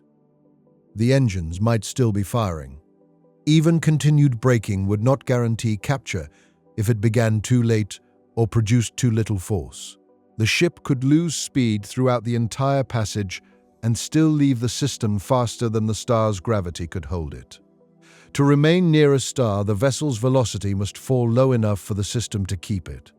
If it arrives carrying far more energy, gravity can bend the path but cannot close it into an orbit. The starship would swing past the sun and return to interstellar space along a new direction. From inside, the turn might look hopeful. The target star could move across the observation screens as gravity curved the route. For a time, the vessel might appear to be circling the system, but unless enough energy had been removed, the curve would remain open. The ship would not complete an orbit. It would approach once, pass the closest point, and begin moving away forever. The atmosphere of a planet would offer no safe solution. Atmospheres are useful brakes only for vehicles arriving at speeds comparable to ordinary planetary missions. A capsule returning to Earth already converts enormous motion into heat. At a significant fraction of light speed, the gas ahead would become a violent wall of particles. The leading surface would be heated, ionized, and destroyed before the vessel penetrated deeply enough for drag to reduce its speed. Even a small probe released from the ship would inherit almost all of the ship's velocity. Separation does not create a slow object. Unless the probe carried its own extraordinary braking system, it would enter the atmosphere as another relativistic projectile. A landing attempt would not become an arrival. It would become an impact. The people aboard would receive extraordinary knowledge while losing the possibility of using it. A planet might prove habitable. Its air could contain oxygen. Its temperature could be mild. Water might cover much of the surface, while green regions suggested a living biosphere. The world humanity spent generations searching for could truly exist.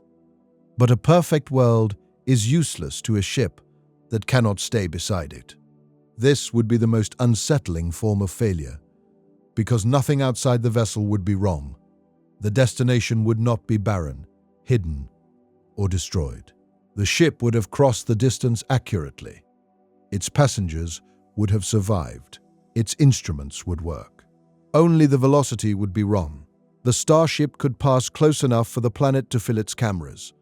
Storms might turn slowly over oceans. Sunlight could reflect from clouds. A moon might cast a shadow across the surface. These images could enter the ship's archives with detail impossible from Earth. Then, the world would shrink behind them. A small probe can accept a flyby. It can transmit data until power fades. It does not need a home, gravity, food, or another generation. A crewed ship cannot define success so lightly. For human beings, Reaching another star means creating enough time around it for life to continue. The vessel must slow until planets become destinations rather than passing images. It must enter a path where repairs can be made, resources gathered, and choices reconsidered. That is why maximum speed would never be the true measure of an interstellar ship. A vessel traveling at 99% of light speed might cross the distance quickly, but face an almost impossible arrival. A slower ship could take longer and still be the more advanced machine if it carried a complete, reliable method for deceleration. The useful speed of the mission would be the fastest velocity from which the vessel could still recover. This limit could lie far below what the engines were theoretically able to reach. Engineers might deliberately stop accelerating while more power remained available. They could choose a longer journey because the shielding, braking system, cooling capacity, and human body all favored a lower speed. The decision would feel conservative only when viewed from departure. Near the target, it could be the reason the mission survived. A ship moving more slowly would gain more warning from forward sensors. Dust impacts would carry less energy. Course corrections would require less force. The braking distance would shrink. Radiators would manage lower heat loads, and the engines would preserve greater margins. Years added to the voyage could buy days, months, and centuries at the destination. This trade would be difficult for a civilization impatient to reach the stars. A faster mission attracts attention because the travel time is easy to understand. The hidden cost of arrival is buried inside fuel ratios, heat flow, shielding, and long periods of reverse thrust. But nature does not separate the exciting part of the journey from the difficult part. The speed created near Earth remains with the vessel until something removes it. No advanced material can negotiate with inertia. No computer can calculate a path that avoids the need to exchange momentum. No passenger can experience arrival while the ship's motion carries them away. Technology could improve every part of the process. Engines might use fusion, antimatter, or forms of propulsion not yet built. Sails could interact with lasers, starlight, plasma, and magnetic fields. Robotic systems could prepare braking infrastructure around distant stars. Yet every successful design would still respect the same underlying truth. Travel and arrival are not separate missions. The acceleration profile would be planned with the braking profile. The fuel for departure would be chosen alongside the fuel for capture. The ship's highest speed would be limited by the distance and power required to give that speed up. But the earliest missions would have none of this. The first crewed vessel to another star would need to carry almost every essential part of arrival with it. There would be no rescue ship nearby, no replacement engine, and no second attempt if the braking system failed. That may force the first starships to be slower than the dreams that inspired them. They might travel at only a fraction of light speed, taking decades to reach nearby systems. Their crews could sleep in suspended states, live across generations, or accept that Earth would change greatly before any message returned. The voyage would be longer, but the destination would remain physically usable. This does not make the mission less extraordinary. Crossing even 1 light-year with a human population would require technology and patience beyond anything humanity has attempted. The achievement would not be weakened because the ship refused to chase the fastest possible speed. Its restraint would be part of its intelligence. A true starship would be designed around the full shape of the journey. It would know when to accelerate, when to coast, when to turn, and when to begin slowing while the destination was still only a faint light. Its engines would not be judged only by how powerfully they pushed the vessel away from home. They would be judged by whether they could bring the passengers gently into another system years later. Its navigation would not aim only at the location of a star. It would aim at the motion required to remain there. Its shields would not protect only the outward-facing nose. They would protect the machinery exposed during braking. Its fuel tanks would not carry only the energy of escape. They would carry the possibility of arrival. Every part of the ship would be built around a future moment that no one aboard could see it launch. Somewhere between the stars, perhaps years before reaching the target, the vessel would rotate. Its engines would face the direction of travel. Artificial gravity would return, and the ship would begin the long process of surrendering the speed that had made the voyage possible. Nothing about that moment would look like arrival. The target would still be distant. The surrounding darkness would appear almost unchanged, yet the entire success of the mission would depend on beginning there. If the ship waited until the planet appeared large and beautiful, the real opportunity could already be gone. This is what light-speed travel hides from the imagination. Speed makes distance feel smaller, but it also makes the remaining time to act smaller. It transforms dust into radiation, tiny errors into enormous misses, and a late decision into an irreversible path. The destination can be reached in space while remaining unreachable in motion. A starship could cross the correct orbit, pass the correct world, and photograph the surface its passengers hoped to walk upon. It could complete every kilometer of the route and still fail to arrive. The final barrier would not be distance. It would be the last part of the velocity that the ship could not remove. And so the answer is not that near-light speed travel would make stopping absolutely impossible under every imaginable technology. The deeper answer is that the closer a massive vessel comes to light speed, the more extreme the energy, distance, precision, shielding, and time required to slow it safely. At exactly light speed, a ship with mass could never exist. Near that limit, it might travel farther within the lifetime of its passengers, but the task of arrival would grow until it dominated the entire mission. The fastest starship would not necessarily be the one that reaches another world first. It would be the one that passes it first. The successful starship would be the one that arrives slowly enough to stay. Thank you for watching this calm journey into the hidden problem of stopping near light speed. If you enjoyed this documentary, subscribe for more quiet space stories like this. Leave a like if you want more deep journeys into the mysteries of the universe. And tell me whether you would choose a faster journey with a dangerous arrival or a slower journey with a better chance of reaching the planet safely. Tonight, you were watching the Just About Space channel, talking about why traveling at light speed would make it impossible to stop. Sleep well and keep looking up. Good night.